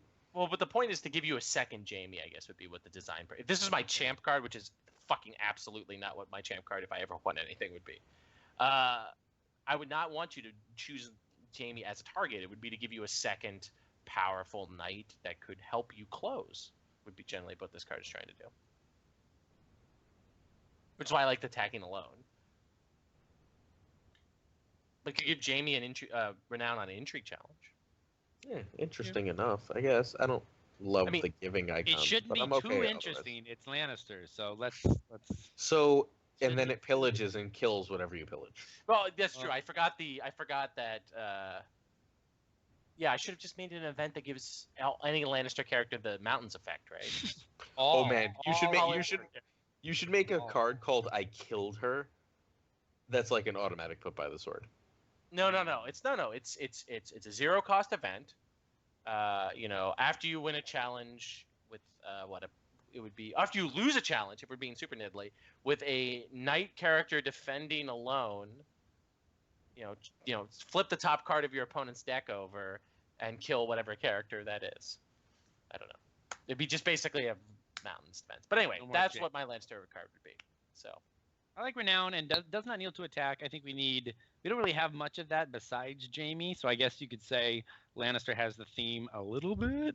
I'd like to see that somewhere. I like does not kneel to attack stuff, obviously, because it's awesome. But I think it'd be balanced if it was just an event that could be canceled, that you could control the character. You could get around it and do things to stop it. Also, one of the things I like about a 1-cost event is it's easier to cancel than a 2-cost event. So, I don't know. True. My go? Or Buzz, do you have any comments about my terrible card? No, it's terrible. Oh, terrible. Aaron, design a better card. All right, my Tyrell card would be an agenda. It's going to have you only get 6 cards and count 6 gold, and it's going to be first setup. And it's going to be you can put a location into play at the start of the game, and that location can not be removed by non-plot card effects. So you're talking about fucking HOD, House of Dreams, but way better. I don't know what HOD means. I don't understand this. So okay. So what Aaron? All right, sorry, second edition players. What Aaron just did is took a card that existed 1.0. It was a champ card designed by Corey Faraday. 2-time. No, but it has to be Tyrell only. If it's any house, it's a Night's Watch card. Correct. So it's only Tyrell. That's how he changed it, and he actually made it stronger than it was in first edition. Wait, how did he make it stronger? Well, I mean, you only get 6 cards. Gold. 6 gold. On setup? I guess you get, but you lose a card. So. Yeah, so basically in 1.0 you lost 40% of your setup, right? So you got 5 gold. 5 gold and 6 cards. I mean, you're basically asking us to redesign HOD, right, for second edition? No, I'm just saying. No, what I'm mostly saying is if Tyrell could start with a location in play, not. Arbor? I mean, sure, even Highgarden, but also Highgarden and to an extent the Mander. Like if you could start with Pleasure Barge. Yeah, that is not the boost that Tyrell needs. You don't think that would help Tyrell? No, I think that would make Tyrell the best house. They need characters. What do they need, Buzz? Let's hear it. They need control options. Give me a Tyrell card then. I'll give you one. It was an old Barra card in 1.0. It doesn't have to do the exact same thing, but it was like fucking redesign Melisandre's favor. No. It was an event that said play during an intrigue or a power challenge, and remove all but one of your characters and one of theirs. So you can attack with one, they defend with 2, and you can just pop one out. Very really popular in Party Bob decks. Yeah. That event would work for them, I think. It's a redemption challenge, so it fits with their theme. That would be ridiculously strong in second edition. Yeah, that'd be really cool. Not ridiculously, but you could. I still think. I don't mean that in like a bad way. I mean that in like that's a card that goes in Tyrell decks. Like I would give that like a B+. Like yes, that's really great. Strong. So yeah, that's way better than Aaron's card. Which is way better than screwing Corey's design up. Also acceptable. Gaston Grey for Lannister. For Tyrell. I don't know. No, that's a Martell theme. No. It's not a Martell theme. It's a Martell and Lannister theme, and so just give it to Tyrell. Return a noble to hand, so return a noble to return a card of equal or lower cost. Return a lord or lady to your hand to return a lord or lady of equal or lesser printed cost. It'd have to be 3 cost, given how locations work, but I think that'd be balanced. 4 cost, I think, in second edition. No, 3. All right, you ready for the next one? Go. Yeah.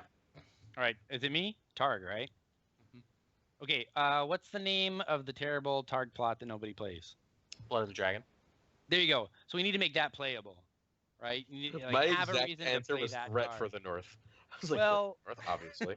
But we've got like a sucky version of threat from the North. So what we need really, I mean, what made threat so good was the threat of someone playing like Dance with Dragons, or what was that other one? Field of Fire or something. Anyways, Hatchling's Feast. Yeah, that's what I mean. -3, -2, -1. So here's my 2.0 version, right? You've got a 2 cost I would probably say non-loyal just because I wouldn't want Felty to be able to reduce it even more. A 2 cost and all non-dragon characters get -2 strength. And whether it could be during a challenge, it could be all characters on the board, it could be just opponent side, or you could do like a target 3 characters, but you need that extra card to fuel Blood of the Dragon because there's just not enough. There's not enough threat with that card. You've got Drac. There's not enough threat from the north, might you say? we don't need threat back for every deck. We really don't. We just need a way to leverage Targaryen burn right now, and Drac is not enough. And you would need, I mean, even with an event like the one I described, it's still not like, oh, obviously I'm going to play that deck and own because Blood of the Dragon is such a bad plot. But I think if you coupled it with a good event where you could really punish some strength 3 and above characters, you could do some damage with Targ again, which is what I'd like to see. And Burn, I mean, they've got the theme. Burn is obviously still the direction they want to go with Targ, at least one of the directions they want to go. I'd like to see it more viable. So that's mine. Like, it's not quite Hatchling's Feast, but something like Hatchling's Feast was a way to cut down non-dragon strength. Might actually make the dragons a little bit more popular too, which would be good. I mean, people act like Targ was never good in 2.0. It was the most they were great house for the first 8 months of the game. Right, but then they printed Miri and which is weird. That's the best, isn't Eddard, it? Like Targ was the best, and then they printed a really strong Targ card, and now it's clearly not. Yeah, a really strong non-loyal Targ card. And that's the difference, right? Everyone wants to banner to them for her and not bother playing her meaningless. Like, so here's an off-topic thought because that's how this goes. What do you prefer, bannering or a gold penalty? I like bannering. I like it much better. I never liked the gold penalty program. It was terrible. I agree. Like, I think bannering is better as long as they keep it that you can just banner once. Is very balanced. Like, I think it's easier to balance loyal versus non-loyal with cards. If they're really worried that a card will warp the meta, you just make it loyal, and so that forces people to play that faction. Yeah. Which is what Miri should have been. I'm not sure which I prefer. Buzz? Bannering, of course. But it's of course. But I really like Conquest though. I mean, Conquest was a really amazing agenda. Don't get me wrong, but Conquest was sort of the proto bannering. Let's be completely honest here. Yeah. The pre-Dave Strome's bannering. All right, what's next? What's after Targ? That would be Buzz. Buzz picked Martell and Vera. Martell. What does Martell need? No, Baratheon first. Oh, So- he's gonna pull a switch up on us. Okay. Yes. So I'm gonna keep bringing back first edition cards that I like. Yeah, that is- was actually semi the point of this, but that's fine. House Baratheon only event.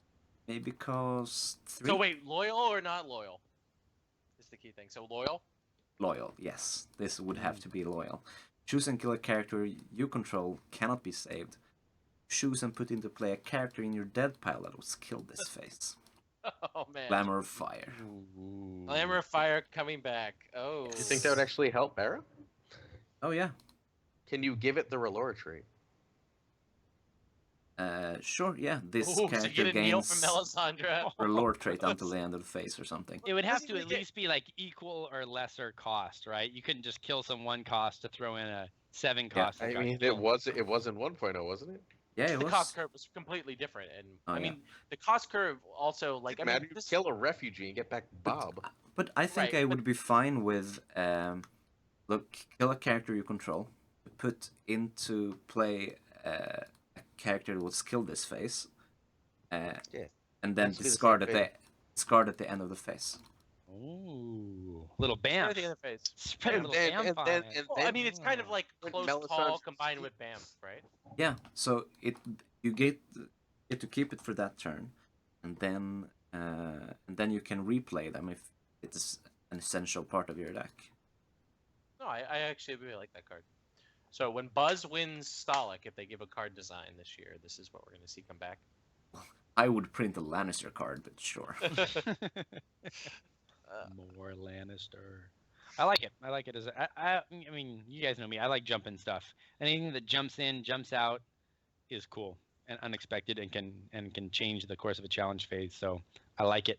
No, there's a lot of decision points in that card. I also like it. Oh, I just had a cool idea. I got my card. Go ahead. Buzz, Sid Martell. Buzz again. Oh, Buzz. No, is no. good. What's- We're no, snaking, no, we're no. snaking. No, he's not ready. All right, go No, back no, to the I'm beginning. not ready. Roy. Go back to me. All right, start. Yeah. Okay. So mine would be 5, maybe 6 gold, Ooh. 3 or 4 strength, 4 strength. Intrigue don't- power. Relord trait Wait, for Stark? for Stark. Lady. Action. Lady Stoneheart. Action. Shuffle a character in your dead or discard pile back into your deck. Limit once per phase. For Lady six- Stoneheart, yes. As a 6 for 4, that's gonna need a keyword or to Or be on the 5. top. Or 5. That's what I'm saying. Well, Like 5. If it's for 6 4. for 5, maybe. But Oh, like, if also not, we have to add the very Nedley. If you control Catelyn Stark, discard her from play. Nate sort of can't have. Well, I guess he never did that with Lady Stoneheart, right? All the version of Lady Stoneheart didn't actually discard Cat, right? by the way, spoilers? No. Well, Yes. from a Sort of. decade No. ago, or actually more like 20 years ago. So... We know this won't happen in Probably the not. In the show. in the show so- anyway. right. Yeah. Yeah, but that doesn't. And I mean, if I started happened talking in the about card like game, Dany so- setting sail for Westeros, that kind of stuff, like people wouldn't. That's they But would- no, Stoneheart has cards made of her, so it's fine.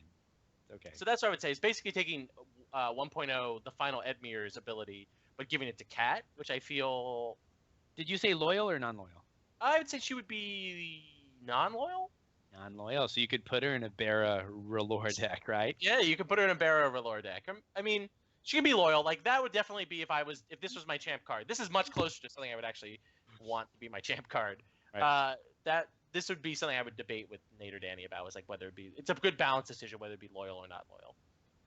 But I definitely like bringing I loved 1.0, the final version of Edmure. Like it's one of my favorite cards. And just the ability to give Stark if something goes wrong, and Rob ends up in your dead pile for some stupid reason, or because of tears before you start Winterfell, or all these kind of things. The ability to sort of shuffle them back into your deck, shuffle your deck, that kind of thing. Would be What cool. about put on top of the deck instead? Ooh, I think that's a little too like Crazy. crazy, a little too powerful for me. Alright. But I never understood why Edmure got that ability. So giving it to someone who actually came back from the dead and was a surprising character. I have another come back from the dead card for Night's Watch, so that's cool. Well, you're up. Well, you're Alright, up cool. now. Wait, I wait. would- No one super objected to that card? Awesome. No, I No, I think dig it. I like it a lot actually. I like the idea of traits kind of crossing houses. Not, Yeah. I mean, no one wants to see Relore be like a main Stark trait, but I like the idea of maybe one card that kind of Right, slots in and adds a little twist to the Relore trait itself. I like I'm that. looking forward to Morocco or Makoro, excuse me. Makoro, Makoro with his Relore trait. little Relore Greyjoy, yeah. Oh yeah, yeah. Your Greyjoy stag deck just gets one more. Or Barra. Yeah, Right? All right. So I want Jon Snow. I want him to have. I want We him to- all want him. We all want Jon Snow. No. He's gonna be a Tricon. Okay. He's gonna have 2 traits. They're gonna be Lord, period, and Commander, period. Whoa. Nope. 3. You're missing one. You're missing the most important one. What? Bastard. Ward? Oh, okay, fine. 3. Bastard. He can be a bastard. So Jon Snow, who's a Tricon, who is Lord, Bastard, and Commander traits. You can even stick the Bastard in the middle because that's most entertaining. I don't think I want him to have any keywords. Tricon, let's say 7 for 5. When you win a challenge on defense, Jon Snow claims 1 power. I kind of want him to have something else. I think 7 for 5. When he's a Lord, loyal, Yeah. makes him functionally a 4 for 5 at that point, right? Because -2, -1. If for a Night's Watch fealty, so makes him functionally in that deck, which is the deck I want him to push. A 4 Right. for 5 that says when you can win on defense, and now you have when the wall is out a 7 for 6. an extra way too. Plus, it goes with Castle Black. Oh, sorry, I had 2 other thoughts for that card. I got distracted because I like the core. Immune to Omen plot card effects. What? That's Valor. What? No. But if you control Bo and Marsh, cannot be No, saved. no. No, he just gets cannot be saved. Immune to Omen plot card effects, but cannot be saved. So he's immune to Valor because all men must die except Jon Snow dies and comes back. But he can Spoilers, Aaron. Yeah, okay. But if you didn't read the books from 5 years ago now, he's gonna fucking come back. He hasn't in the books. Oops. But There's a show? But he can still get claimed because he can still get, If he's your only character left. because he can still get stabbed a whole bunch. Right. It's missing one important trait there, King, and it should be a Stark card. No, because I'm not trying to build. I'm just joking. I'm not trying. No, genuinely, I feel like that would be a book relevant, balanced card. I don't think that's unbalanced. You can still put him to the sword, but you can't just Valor him away. I might even go immune to plot card effects, because he's that makes him immune to March though. Well, he's not marched to the wall. He's at the wall. That's right. Yeah. He's already there. You can't march him to the wall. There's nothing He's right at home. There's no filthy accusations don't affect him. He's already a bastard. You know what I mean? Hold on. Slander. That makes him immune to your own wildfire. You should be immune to your opponent's plot effects, right? Because Jon's own plots backfire into his face. Right. That makes perfect. Okay, so instead of immune to Omen plots, because Valor is my first thought, because all men must die except Jon was how I came up with this whole thing. But okay, so immune to opponent's plot card effects, and then everything else stays the same. Immune to opponent's plot card effects is really strong. So, yeah. Yeah. Thoughts? I like it. I mean, we need a playable Jon. We really need a playable Jon. And I'd like him to be a little bit more versatile than just kind of a defensive Jon. I want someone who's good. Have an offensive Jon. He just sucks. No, he's not a good offensive Jon. Wait, defensive or offense? Wait. So we want a good. I want a good offensive and I just want a good Jon. The best characters are good on offense and defense, right? They're just good. This Jon doesn't have to participate on defense, which is why I made it win a challenge as a defender. Because if you just win a challenge as a defender and he gets the power, he's still just a good body. You don't have to. I mean, the problem with that though is you can. I mean, they're gonna want to put a limit on that, right? They're gonna want to put limit twice per phase. Sure.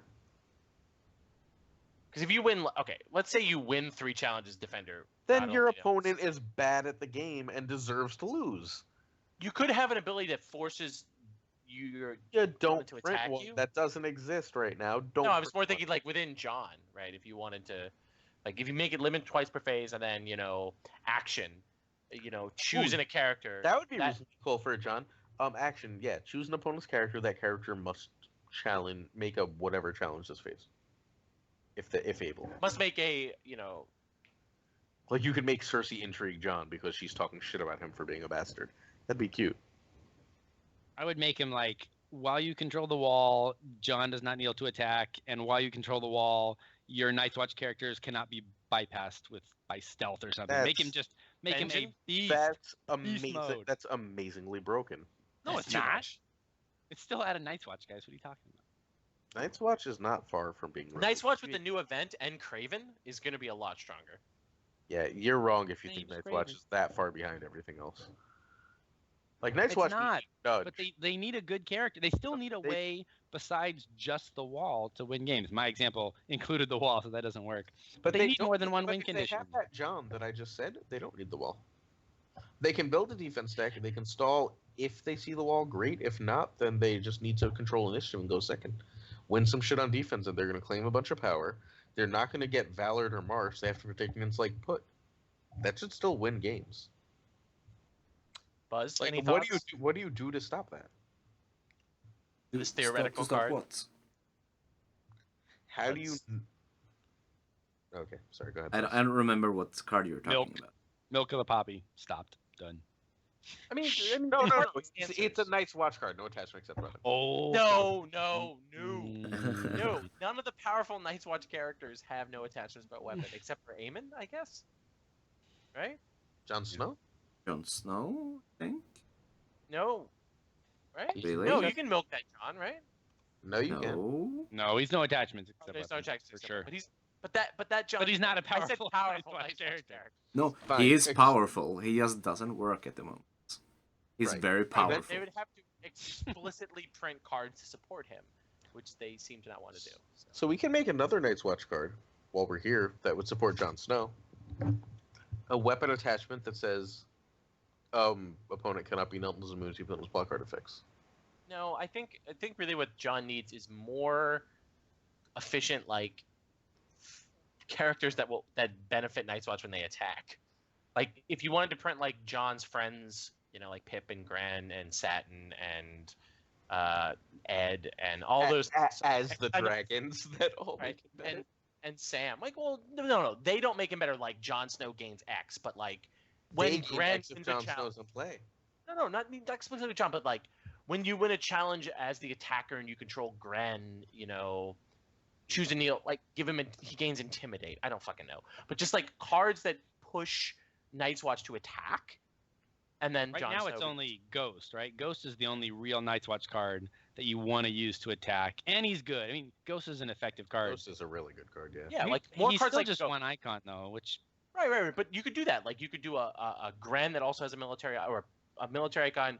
You could do an Ed that has a power icon and a Pip that has an intrigue icon, and all three of them synergize with John, like in some way, but not like said if you control Jon Snow, you must do this. But Ooh, I like that. like Ghost, like do something interesting, and if you have John, fuck you. Right. Hey, how John's about- little crew. John Yeah. needs his crew all together. How about a 5-cost John that says choose a unique Night's Watch character against an icon of your choice? No, but A we five. don't want a different John. We want the old John to work. Right? Right. Yeah, Right. that's That's true. the key thing. So you would need to print it, like Night's Watch to push that theme, at least in my opinion. It needs more. Well, one, it needs more aggressive it needs more ghosts, right? It needs House of Dreams Jon Snow. Right. Well, no, not just that. Like, because you can run 3 Choose Johns, a 6-cost Night's Watch character put to it into start it. play. Right. But like, it needs more cards like Ghost. Relatively efficient cards that if you see John, they're amazing. Like Ghost and John Hey. together, that's what a 7 strength military challenge with stealth, right? And if you throw a long con in there, like go fuck yourself, right? Hey, also acceptable. Like make something like Yorin or what is it? The one that was spoiled. What's it called? Help. The one that lets you take a card from the discard pile. Get rid of that. right. Get- Play when characters the from your Night opponent's discard Gathers. pile. Yeah. I don't know. I like that card. But I make really give that card or make it a character or whatever. Make it an event. I don't really care what you make it. Get rid of the non-unique limitation. I don't like. That card is so good for that Night's Watch Varus deck, which was good kind of before First Snow came out, and that card just is so tempting to want to play. Yeah, Night's Rot's Kraken / Night's Watch, Lion. Those decks were very powerful. / soon Night's Watch Sun. Spoilers. Yeah. Yeah, I mean, Night Gathers opens up a discard deck in a really great way. But all right, we've talked a lot about John. That puts us back to Syd. What am I? Oh, Greyjoy, right? Greyjoy. Yeah. Oh, right. I know what I was gonna say. My favorite Greyjoy character from the books, and he does have a card in the old days. And this kind of goes along with Roy's kind of grabbing a trait that doesn't necessarily belong in that house and adding it. That's kind of why I liked his answer. Is the Knight? I want a new version of the Knight, who is my favorite Greyjoy character. Roy just started jerking off. Did you hear that in the background? Yeah, I know he did. He loves it. But I want him to be better, a better Knight. So I want a Knight that can be kind of controlly, right? Because Greyjoy has no real control going on. So something a little bit controlly. So the Knight in the books was all about challenging people to one-on-one combat, right? And he would just wreck every fool that accepted his challenge. So I would want, like when the Knight is attacking, your opponent can only use one character to defend. And I would also like to see something like the knight cannot be removed from a challenge or something. So he just really just sticks there on his rock, planting his flag, and you've got to find a way to beat him. And with Greyjoy's kind of strength boosts and way to take out attackers or defenders' strength, right, unless they have an attachment, I think he can also kind of fuel their already existing themes, but it also gives them a way to kind of control a challenge a little bit more than they do now. Plus, he's the knight. He's so cool. He's a Greyjoy knight. I know. I'm on team Syd with this. Like, I had such a different idea. Well, bad. let's hear it, Glazer. No, let's not. all right. So, Buzz agrees with me too. All right. He So wins. 3-1. Sorry, Glazer. That wouldn't actually make Greyjoy better, though. I think it would. It would. Eh, Fueling only there's already obnoxious okay, and overpowered the things. the joust. Yeah, the joust would be fine. I was going to say something like some cards that get ambush if you control warships. I don't know Because if that's- giving. I don't. No, I don't Because want to that- give. No, Greyjoy that's a doesn't want. Lannister stuff. Oh, They it's- shouldn't have they don't that. need And that it's super Tyrell, power. and it's No, and but it's Martell. Greyjoy, almost more than anyone else, ambushes shit. Sort of. Like, I don't know. But do Like, I they? just wonder for the I mean, Ned. they have the ability to, but they don't. Like, They I think- totally ambush the shit mean- out of people like Moat Cailin and Winterfell.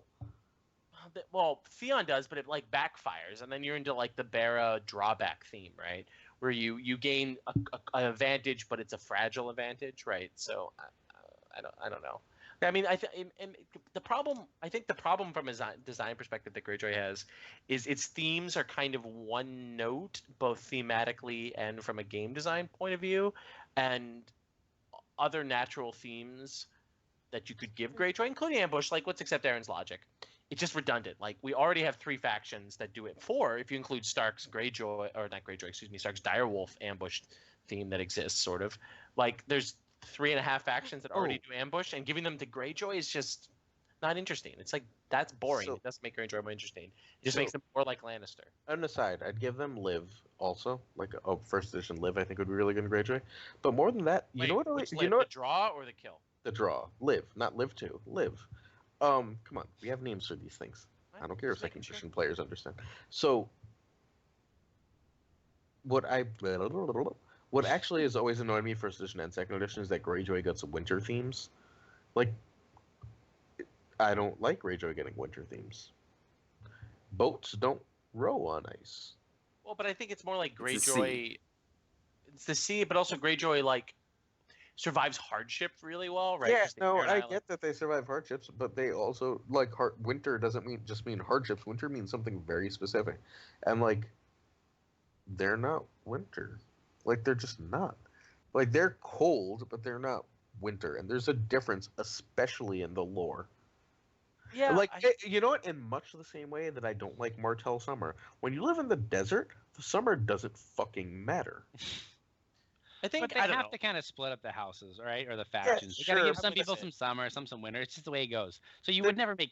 I mean, they're You hardy give- people, so you give them winter. Come on. Look, you give everyone a little bit, but then you make Split like straw. Tyrell summer and Stark I guess winter. Targ's a natural summer faction too. I can live with Targ as a summer faction, but like Martell and Greyjoy don't do anything for me with those themes. Night's Watch and Stark, however, make an awful lot of sense. I mean, but I'm with Sid on this. Like, you run a point where how can I thematically represent what Greyjoy is, right? And Greyjoy is they like to Then run over design- people. Wait, no. Okay. Then pause. Then you design them better to begin with. You give them all intimidate. Greyjoy's not the stealth house anymore. They're the intimidate house. Like if you're designing from the ground up, it still makes you want to go first, still makes you want to win initiative, but it's not about stealth if it's not about ambush, because stealth is how they ambush, right? Right, They but- intimidate people into submission. No, but intimidate is kneel now. And it just doesn't work. Does it not? It does They, not. they show up. It does not. They show up. They kill a bunch of you. They make everyone who's left kneel. Nah, they kill you. You don't kneel before the I mean, Greyjoys.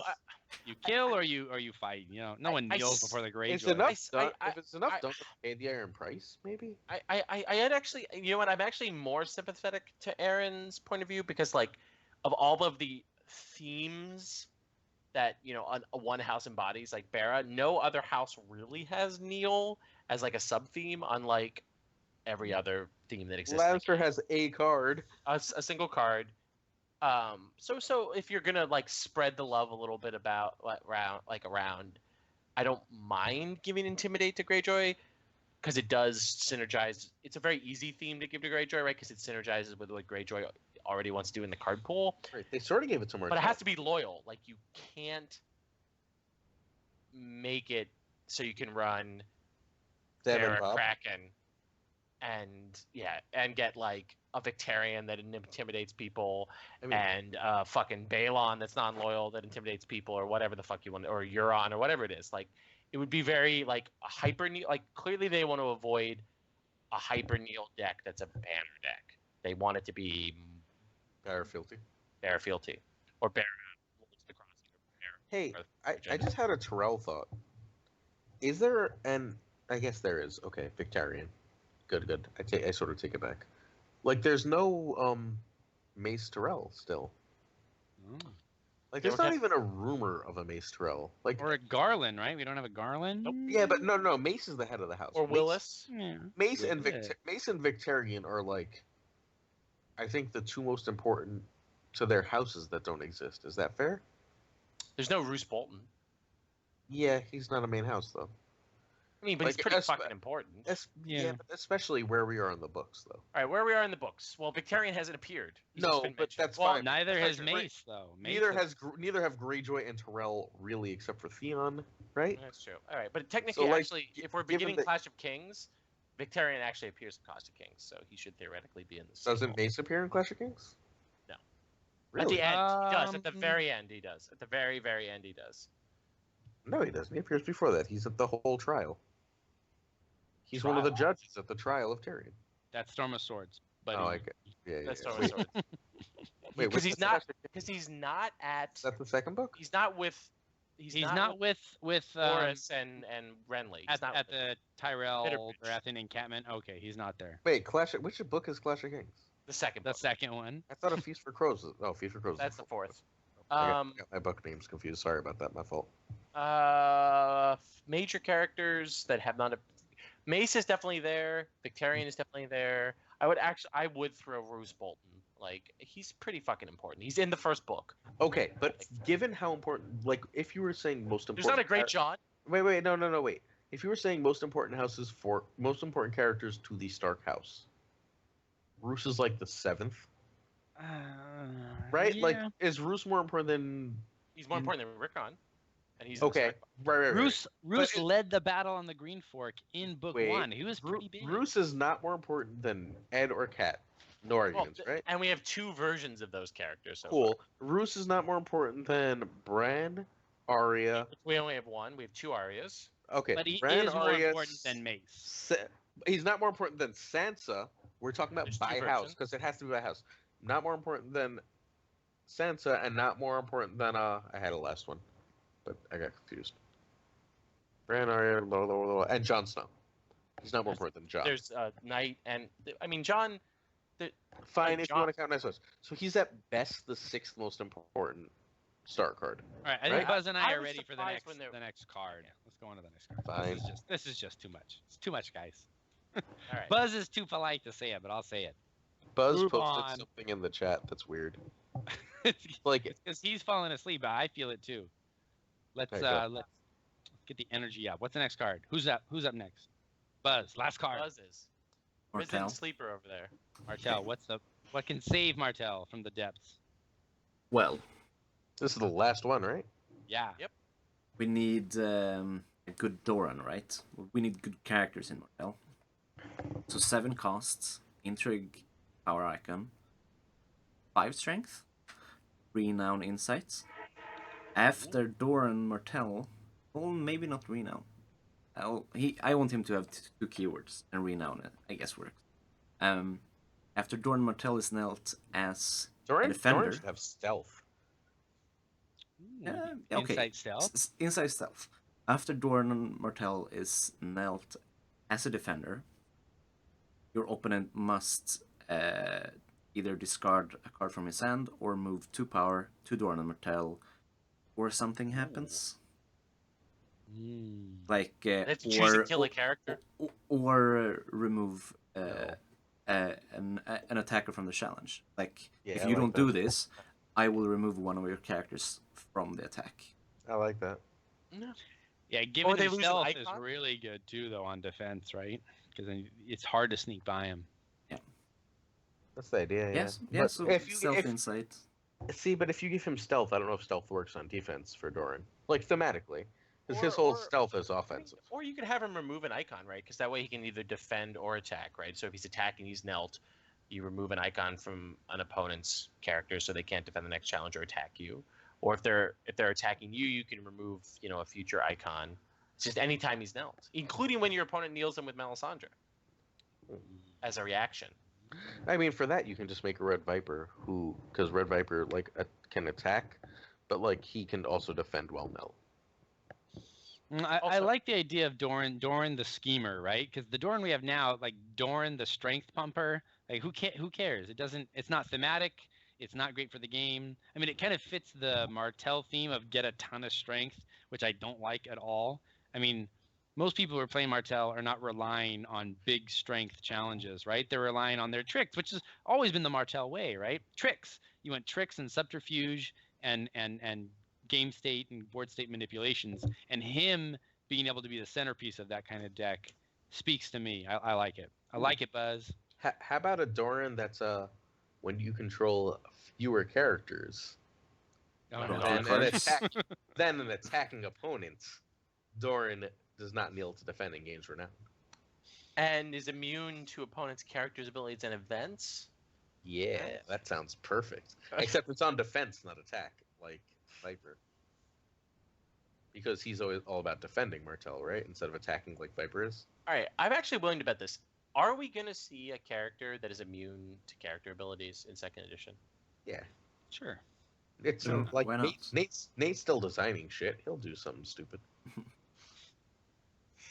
And it's gonna be great. I mean clever. I mean, we had a lot of characters in the old days that were just immune to triggered effects. Like it was anything triggered. We there was, like, had like 2 of them. ignore. No, No, there's just more two. than 2. Who's immune entirely to triggered effects? Cat. I- Cat. Shadow can. I might be Everything thinking of else. CCG. Kevin no, Lannister that's in the opponents' CCG card was, effects. and he was awesome. It was That's only true. Cadogan- opponents. Yeah, it's Yeah, only right, you opponents. are. So you couldn't run Valor and Keto Canals. I remember that. Practically the Red Viper, right? But No. but he didn't know, but he wasn't though, because he was not immune No. to. Locations, Locations. and plots. And All right, fine. I'm attachments. thinking of Kevin Lannister in the CCG was immune to triggered effects, and he was so good. It was I don't even know. Kevin. I don't Kevin even know could what a crush. CCG is. Well, Right, of course, because- Joffrey Baratheon, the hyper Me Joffrey. talking about the CCG Oh, is Oh like yeah. the Joffrey. 2.0s with you. Wait, I'd like a new Joffrey. Like Joffrey's not good enough for how important he is. Huh? Joffrey's important to the King series. Joffrey. I mean, come on, we're gonna get a King Joffrey, right? Oh, It could be a King It's a Thomas. king cycle. No, not yet. It's too early in the books, right? Oh, You know what Joffrey shouldn't get? Insight. He shouldn't have insight. He shouldn't have stealth. Joffrey has to be like Intimidate, Kill- but only when I you can see control. pillage. Joffrey I with can see- pillage would be pretty. no, good. I Cersei? think no intimidates Nedley, right? Like he doesn't get high But strength. Only if you but he can- control Tywin on your like behind you. Yeah. No, if you control another Lord character. Yeah. He gains intimidate and plus whatever strength. Not plus strength. No, I don't think he should get. I mean, he should just be like gains intimidate. So you have to throw him in with a challenge with your big character, be it the Hound. Like then he synergizes really well with the Hound, right? He So keeps you're doing, being like, he keeps only being a power icon in my head because like first edition made him a power icon. Well, because he's gonna plus Widow's Wail, right? Because you're always gonna Yeah, run yeah. around Widow's so Wail. like give him power intrigue and then I'm fine. If you make him only power, I don't like it. No intrigue. He can't. That's Can't give not him intrigue. Nedley. He doesn't. He's not a plotter, Yeah, come on. except for the He's whole like all about dagger. power. Yeah, then intimidate alone is not enough. Well, I mean, I don't think you would. I don't Unless- think that would be You know his what? only ability. He can be really strong at power. Yeah, but- like win a power challenge in which he Like a seven. attacked alone and you can kill somebody because that's what he No, no, did. no. He A used his se- power to freaking kill people. No, a 7 for 10 power icon that has Gregor's Sext. Actually, to be completely honest, I would actually rather have seen a Joffrey You want the that does tillage. Ilan Payne does, because No. it sort of versus He what doesn't Ilan Payne kill to does. do it. Like, Ellen's doing it by kneeling. No, I would actually be fine if they didn't print Gregor what he was, if Joffrey sort of did that. I like That's Joffrey, actually like, sort of what after Joffrey you win a does. power challenge in which he participates alone, like just choose and kill a lord or lady. Just nasty, gross Joffrey. Buzz says we have to stop talking now. All right. So, any? I actually don't know if that's what Buzz said. I just sort of assumed. It is what Buzz said. So, any final thoughts? So Buzz can take a nap before he gets on with his Friday. Friday. I think We're that's hitting the- We're hitting 2 hours in 2 minutes, and I'm not Are gonna we allow really? that. Yes. Oh, it's I'm over 2 hours according to well, this here. the, So. Yeah. the stream is hitting 2 hours. Okay. I All can't right, believe it's so- been that long. I've been drinking. let's Alright. close it up then. Let's put All a right. bow on So it, a couple boys. of things. This is our penultimate episode before Gen Con, so we'll Wait. have. Can we do an one more? episode next Wednesday? Because I can't do 2 weeks. You can't do the week of Gen Con. I can't. Well, I definitely can't do the week of Gen Con. Oh yeah, the week of Gen I Con. So I guess if will we're be in a car. no, it'd be 2 episodes. So I can't do 2 weeks from now because that's a White Book week. But I'm not doing next week as White Book. well, there will be. How about we put this? There will be a week. There will be at least 1 Second Sons before Gen Con. So Yeah. if you have, Gen I mean, Con, that's not necessarily true. It's up to Buzz. Sure, it is. We'll make it happen. We'll make it work. 2 I'm of the free. One. I'm free. It's fine. yeah. So Sid and Buzz I'm will not doing appear in it this either. episode. Yeah, we'll make it happen. So either I won't Figure be it out. there because I'll be recording an episode of the White Book. Just skip it when I skip it, Dick. No, I like the White Book. So you don't like the Second Sons? I love the Second Sons, but the White Book is the OG Thrones podcast. No, it's All right. not. So anyway, so there will be at least one Have we episode hit before 2 Gen hours Con. yet? So Seconds away. We're seconds away. if Seven you hours. if you Close have it. any questions, Buzz just killed our thing. Bye. No, Roy, let's just get close it. if You have any- seconds. If you have any questions for us before Gen Con, please ask. Anyway, I want to thank you all for putting up with nearly 2 hours of somewhat rambling content. We're the Second Sons. Please follow us on Facebook, and have a Night. really wonderful night. Stop. Good night, listening. everybody.